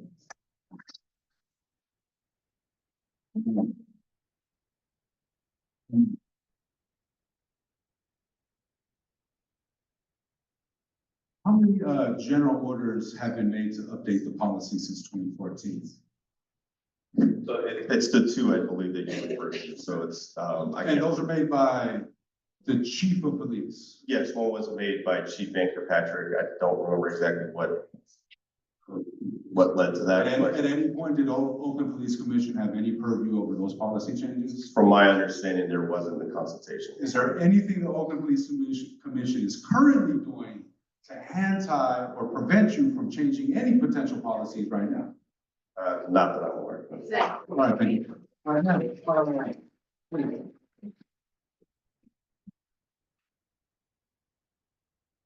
You can stay there, that's fine. Please. My name is Carol White, and I'm a proud resident of District 3, which is West Oakland. I presently chair an NCPC. I sat on the Community Policing Advisory Board and the Reimagining Public Safety Task Force. So in short, I, like the volunteers here, have committed my own personal time to public safety in our community. Okay, I've seen and spoke to neighbors about troubling incidents, vehicles used as battering rams to rob businesses, flash mobs looting, and business owners fleeing, forced to arm themselves to protect their livelihoods and their families. And I'm deeply concerned that some of my own neighbors in West Oakland are getting firearms. Okay, just as we strive to reduce gun violence in Oakland, what updates to the pursuit policy can be made to ensure greater public safety for everybody? Because if we don't do something about it, they are gonna do something about it. Thank you.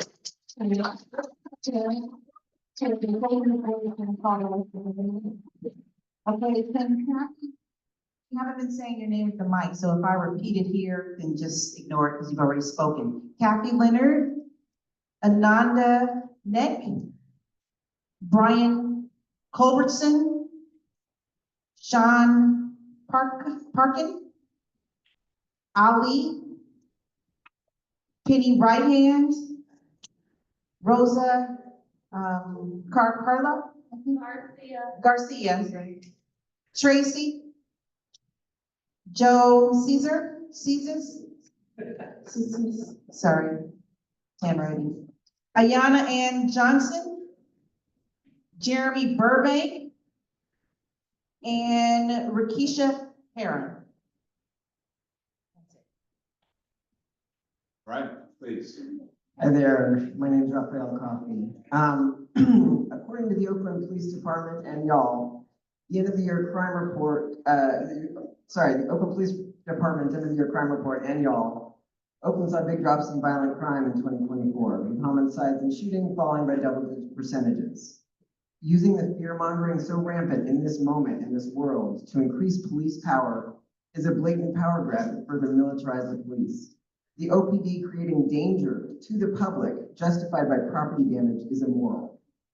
I'll end on the famous and timeless quote, "Those who would give up essential liberty to purchase a little temporary safety deserve neither liberty nor safety."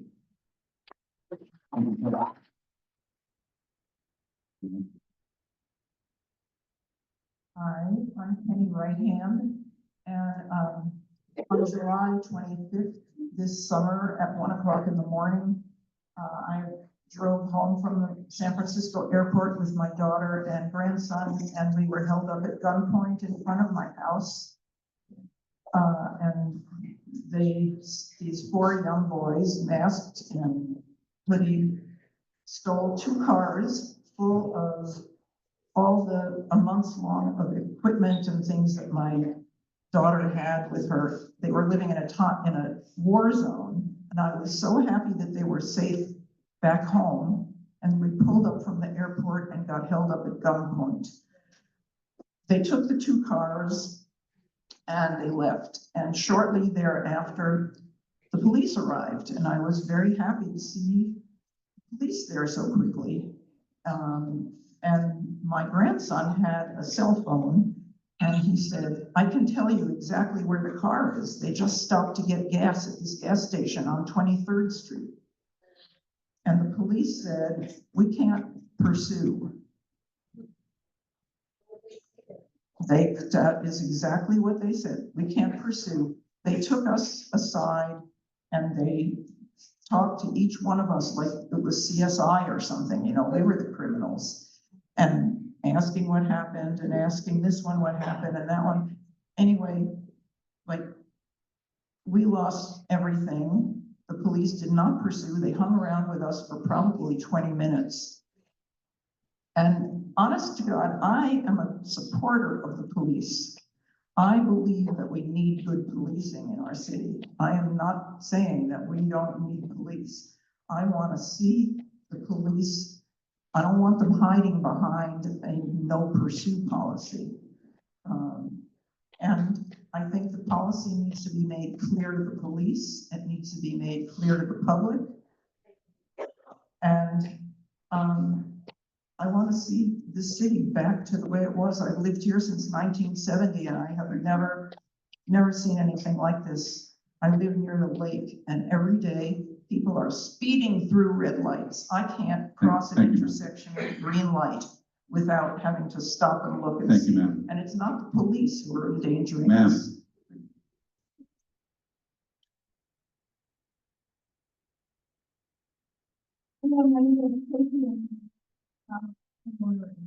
One, I'm a woman of color. I have a child who's also a woman of color, who has been pulled over by the police randomly. My thoughts, she's a woman of color. That's just my thought. I'm here in this meeting also as a member of East Bay, where we are grounded in the philosophy that we are one. And so I'm trying to speak through that. We are one with God, we are love. And so I'm trying to speak through that. I applaud East Bay for having this conversation. I applaud the commission for doing what y'all do. And I applaud for the police for showing up, having this conversation. However, it's still about a policy that is grounded in the expectation of crime. I would like to see us have conversations about prevention of crime. I have more to say, but that's it. Thank you.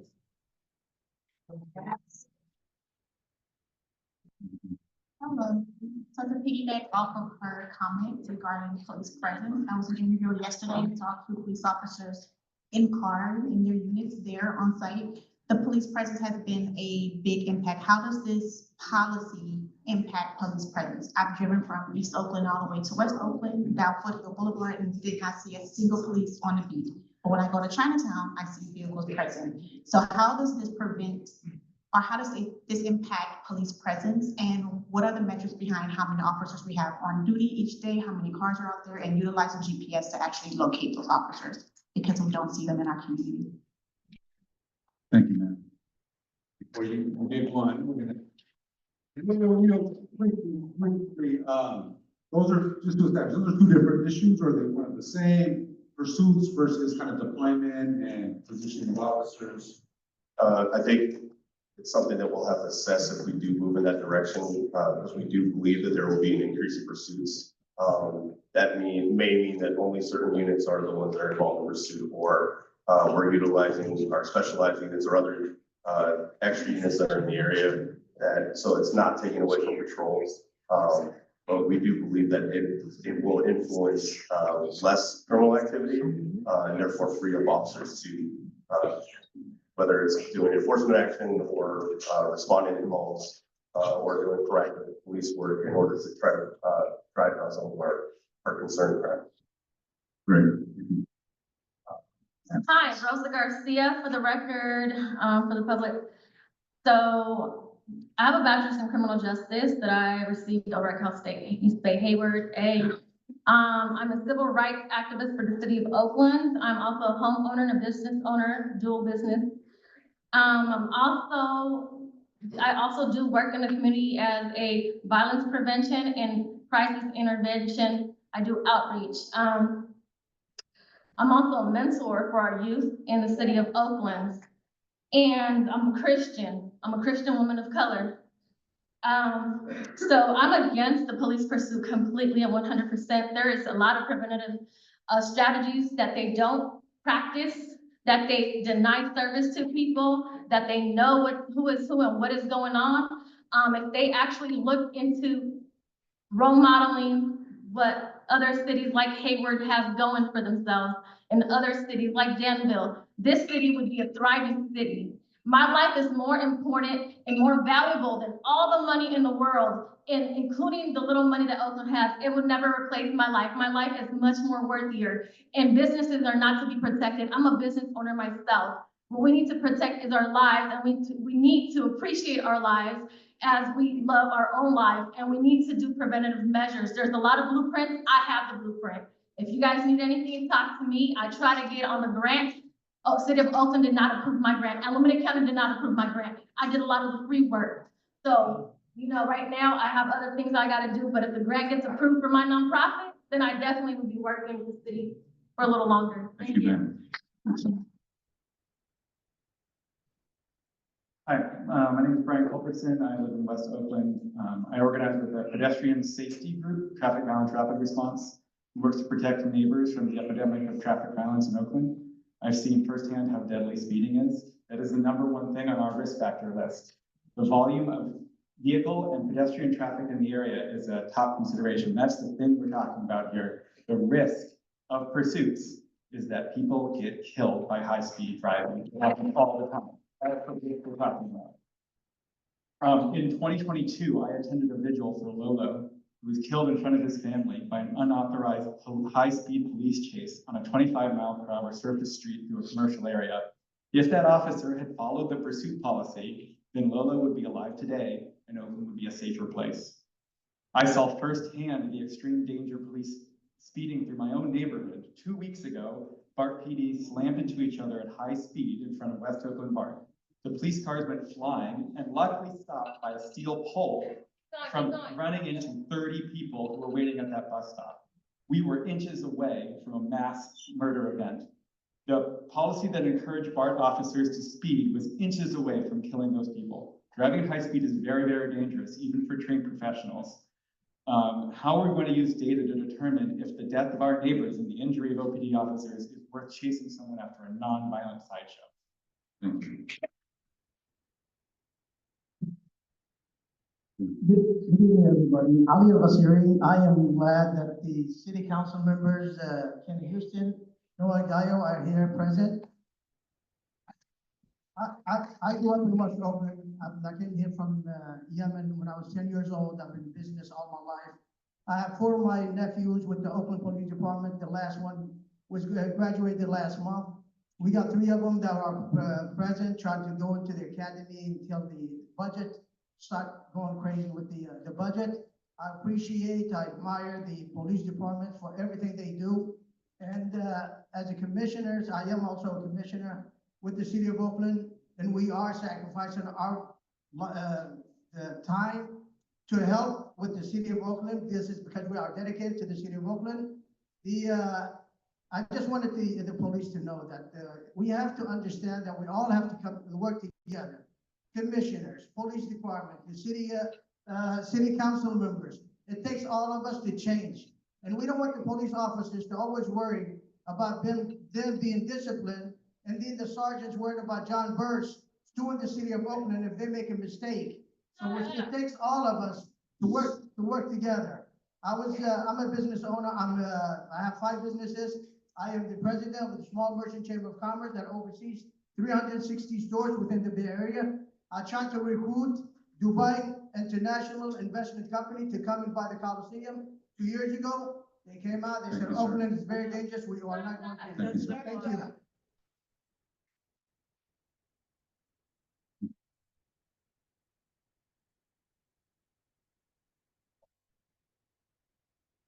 Thank all of you for being here tonight. I want to thank all of you for your service, hosting.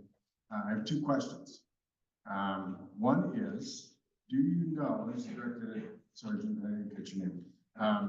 Do you have the breakdown or the distribution of how pursuits end? What percentage end in apprehension? What percentage end in some kind of a negative event? That kind of a breakdown. That's question 1. Question 2 is, a lot of the concerns that I've heard raised this evening and in other forums has to do with what I would consider property crime. I'm no expert in any of this, so my question is, at what point or what is the definition of when a property crime becomes a violent crime and pursuit would then be authorized? Thank you. Great questions. So real quick, Sergeant, want to take that on? I'll try to do it quickly. I know we've kind of done a couple different venues where we've talked about this, so some of this statistics have probably been discussed. But if we look at 2022, so pre-Special Order 9212, we had 130 total pursuits. There were 2 level 1 pursuits, which were pursuits that during the course of the pursuit, there was a fatality. Level 2 pursuits, which is when a vehicle collides with either another vehicle or does some kind of property damage. That was in 26 of those 130 pursuits, so about 20% of that. There was 2 injuries to third-party subjects, both were complaining pain. And then there was 1 severe injury to a subject that of the pursuit who fractured their pelvis when they collided with another object. There was 1 minor laceration and then 2 complaints of pain. The in-custodies for that year were 34, which is 26%, which is actually a significantly higher apprehension rate than many departments, and also well as 15 firearms that were recovered. So each year we kind of go through this and assess that. Once we saw 9212 come into effect, which is the 50-mile-per-hour policy that we were discussing earlier, pursuits didn't drop, but also so we had 11 level 2 pursuits, which is where there was a collision, with 12%. 1 injury to a third-party subject, 2 minor injuries, 2 moderate injuries to subjects that were the subject of that pursuit. The in-custody rate dropped to 14%, and then 5 final. And again, the speed actually increased. So it is something we're assessing, and then this was more to, I think, the previous speaker. We were talking about fatal collisions during pursuits or fatal collisions in general. Oakland actually averages between 30 and 35 fatal collisions outside of law enforcement pursuits a year, which is a pretty significant number. In 2019 and 2020, there were no fatal collisions as a result of OPD pursuits. There was 1 in 2021, which was the subject of that pursuit crashing into a large vehicle and only causing injury to himself. And unfortunately, in 2022, we had the 2 fatalities. It's something that affects me because I was the first supervisor on scene for the first fatal collision, and I was the second supervisor on scene for the second. I can't even begin to understand what the family went through as a result of that, but being there, experiencing that, and seeing what it does do to the community, especially in the community I live in, it does influence the recommendations that I provided. But when I look at the other crimes that are affecting the community, and the other fatalities as a result of traffic violations or speeding or things like that, especially pedestrians being hit by cars, those numbers are very high. And it's something that we do need to address. And it's very easy to measure the effects of what happens when police are pursuing, because we see it, it's publicized, it's out there. It's much harder to figure out what the metrics are by doing nothing. But we've seen statistically overall with crime, whether it's violent crime, whether it's property crime, all of those numbers are going up. I guess to answer your question about property crime. So anything that would be against a person, so like shooting, robbery, certain types of assault, that would be considered a violent crime against a person. Commercial crime, property crime would be something that's not necessarily against a person. So that would be the impact. And then to remind folks too, that is one of the things it's looking at in terms of potential revisions as well. Yes, and I just want to say the department has taken its time. I know this has been prompted by certain things from the outside recently. This has been getting looked at since at least 2021, when I was first looking at pursuits. 2023, we started looking at the metrics, and we've been looking at specifically the crimes that are most affecting the community, violent crime and commercial crime, and that is what the policy recommendations are reflective of, looking at the crime statistics. And I think it's good that we are trending in the right direction, but we are still well beyond what we were in 2019, 2018, and 2017.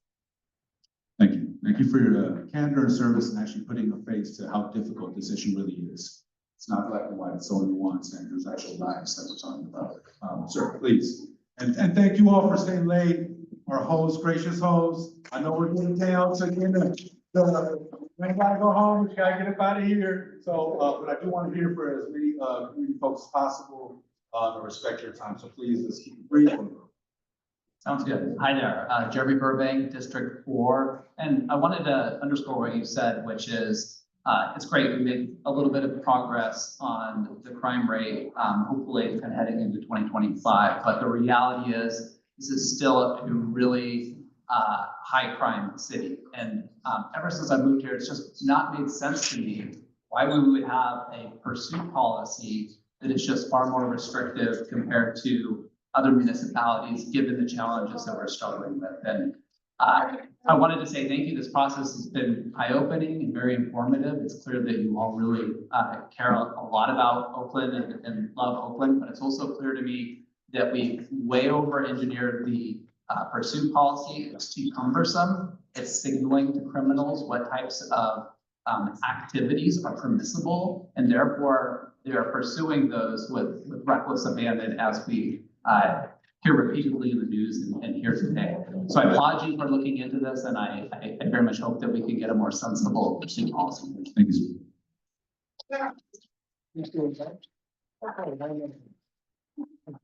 Hello, my name is Ann Johnson. I'm also called Ayana. And I'm a resident of Oakland. My parents came here when I was 1 year old. I've gone to all Oakland schools. And I've seen lots of change in my 81 years living in Oakland. Most of the time I've lived in other cities, but Oakland has been primarily where I've lived. I've been on both sides of this discussion. I have been a person who has been attacked, mugged. I've had family members' lives taken, but I've also had family members who committed crime. We had to help them understand what they needed to do to be able to come back to the community. But I want to say I'm very happy that we're having this discussion. We're not having enough of this kind of meeting where we can talk and clarify a lot of information and misinformation that we're receiving. And I looked at that long list, the 19 things that an officer has to consider, some of which is basic common sense. And, so I it's not something that they can't do, but it just lets you know that there's more to it than meets the eye. So again, I want to say thank you to my minister for inviting us to come and participate in this. Thank you for being Take here. care.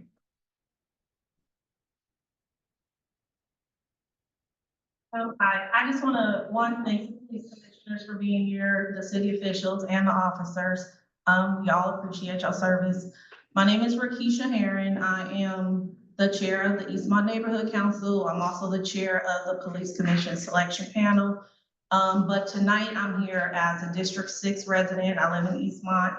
And my question is, based on your experience, because sir, you said this earlier, based on your experience,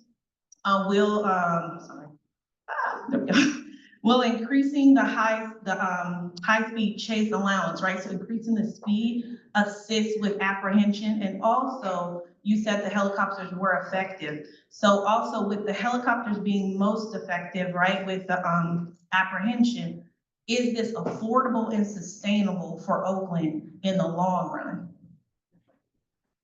So I guess there's multiple parts of that, so I'll try to answer it. And if I'm not complete, please let me know.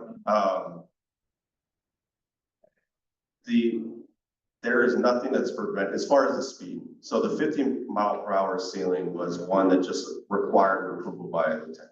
So as we've seen, the pursuit speeds have actually increased on average. So I don't anticipate that the speed will increase just because we have more pursuits. Because we saw when we had 130 pursuits, the speed was actually lower. So And let me know if that doesn't answer your question. So we don't anticipate the threshold raising. What may have caused that is when we provide someone a baseline of when they think that will stop, usually that elicits that exact behavior. So if we tell someone we're not going to pursue somebody, if they do something, they generally do that because they're trying to get away. Sometimes, like with this, we may actually elicit a more dangerous behavior because they think, oh, if I just do this, which is usually extremely dangerous, they'll stop chasing me. And we see that routinely, and I don't want to go over what those things are because that might, but there are things that people specifically do to try to get us to stop. And that, usually those actions are far more dangerous than what we normally see there. All right, so, thank you, sir. Okay. And we're gonna have to wrap this up real quick, so just 1, 2, goes out of 10 seconds. My man. How you doing? Thank you for everyone for coming out, especially the community. I know we're thanking the commission, but I want to thank the community because this is how democracy works, whether you're booing, cheering, or whatever. So you all mentioned y'all identified 3 distinct areas for an officer to make a decision on whether to pursue or not. I think if the person was a known felon, if there was a suspicion of a violent crime, and then there was another area there I just lost track. And then you also talked about the 19 areas that you have to go over. And then you said that in the past 3 years, the amount of pursuits went down, but the speed of the pursuits went up. I was listening. Is that because of those 3 distinct areas that you're focusing on that seem to be very serious? That's my question. And then what I also wanted to say as an Oakland resident, I am somebody who has been held up at gunpoint. My car has been stolen and broken into. All of these things have happened. I've lost friends to gun violence here in the city. I absolutely love Oakland, California. There are programs, there are services in this city that will protect your businesses. There are people in my community that will stand in front of your business to make sure nothing happens to your businesses. And you can talk to me. My name is Kareem Irvin. I also sit on the Juvenile Justice Delinquency Prevention Commission here in Oakland. I don't just talk about the problem, but I get involved in it. Oh, no, Rick, so the actual standards, so the reasonable suspicion of a violent felony or the probable cause for the possession of a firearm, those actually did not change in 2022. It was this additional review process, which created an administrative burden, and then the approval required to go over 50 miles per hour. So those 2 standards include the violent forcible felonies or some reasonable suspicion of that or probable cause of possession. And auto murder. Thank you for your service, sir. Ma'am, we're gonna go to the people that haven't spoken yet, and then we can have a follow-up conversation afterwards if there's other questions that haven't been answered yet. So we gotta close down shop, and I wanna hear from the last 2 folks as well. Ms. Leonard. Good evening. My name is Kathy Leonard. I'm an Oakland native. I live in District 1, but I have lived in other districts in Oakland. I'm also a Oakland business owner. I want us to consider the risk factors in changing the pursuit policies. I'm reminded in 2018 or 2017, when Mr. Van Fleet was riding his motorcycle on 19th Street, and Officer Chor was speeding on Broadway, ran a red light, ran into Mr. O'Keefe at a high rate of speed, causing him to get a leg amputated and massive internal injuries. As he lay wounded in the street, Officer Chor accused him of running the red light. But a videotape revealed that in fact, it was Officer Chor who ran that red light. The city had to pay $12 million, and Mr. Van Fleet lost his leg and had massive internal injuries. That is what I'm concerned about when we talk about increasing the speed of these chases. Thank you. The officer also could have been hurt too. I want everyone to be safe. I understand that crime is rising, not only in Oakland, because there are other urban cities that are affected by crime as well. San Francisco, a lot of urban cities, the pandemic, the cost of goods. I'll give you the hood. There's a lot of different things, so let's not just say that Oakland is the only bad city around. I want us all to thrive in my hometown. Thank you. Thank you. Thank you so much for coming out. And you got 20 seconds. I got a question, that's all I got. There you go. Okay, my name is Janine Furco, and I'm new to this conversation, so excuse my naivete, but I have a process question. So this has been an interesting conversation. What happens now? I heard you say that the police commission does not have a role in stopping the police officers from doing what they want. So how do we now proceed to actually take action on all of this conversation? How does that work? Excellent question, and that's gonna bring us all to a close. Thank you, ma'am, for the perfect segue. Chair, So- we do have the e-comments, though, that we have to put on record, so we can do that after you do that. I think our lights are gonna shut off soon over here. Okay. Okay, we're gonna hold off on your comment already. No, You've no, had a I chance to just wanted comment. to say something. I want to know why, when the police has a procedure in place, such as blocking the vehicle that they're pursuing because they supposedly believe they are armed with a weapon, why aren't they following protocol? The fourth protocol they did not follow, which was to block off the vehicle. They actually crashed into my vehicle. I was on my way to work. I had a 2-year-old baby, which I wasn't able to take care of and almost lost custody because of Oakland Police Department. I almost lost my life. I was in a coma for a week. I have broken bones. I lost my professional amateur boxing career, was cut short because of that. Yeah. And I almost lost my life. No. Why? Who's holding you accountable to not break the policy? Stop the pursuit. So I want to remind you, thank you, ma'am, I appreciate it. So we have one e-comment, we're gonna say, and then, yeah, we're gonna get there. This is gonna part of my wrap up. I got you. I ain't forgot about you yet. Okay, this is I'll from, give you some information because we have folks in here that you can talk to about those situations. this is from Jose Dorado. Regarding Oakland police pursuits, please stand strong with your current position as any weakening of OPD's police pursuit policy will only mean more risk to the community with minimal benefit of apprehending violent criminals. You will find a valuable resource at the San Francisco Chronicle. That concludes that pursuit fatalities have soared nationally. The government undercounts these fatalities. Many deadly pursuits start with a low-level crime or no crime at all. Officers are rarely held accountable, and African Americans are 4 times as likely as white people to be killed in police pursuits. Anyone advocating for increased police pursuits should also be willing to be the ones to explain this change to the grieving families of those killed in these unnecessary pursuits. The second, and it's very quick, Patrick Christopher, the city needs to allow OPD to chase suspects. On record. Thank you, Chief of Staff, putting the comments on record. Okay, so real quick so we can get up out of here. There's another chance to engage in our community. One, feel free to reach out to the chair if you would like me to come out and have further conversations, whether it's youth groups, associations.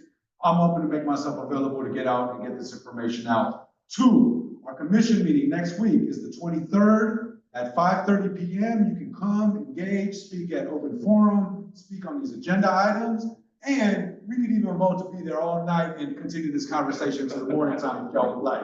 I don't know if I appreciate that, but that is certainly on the table.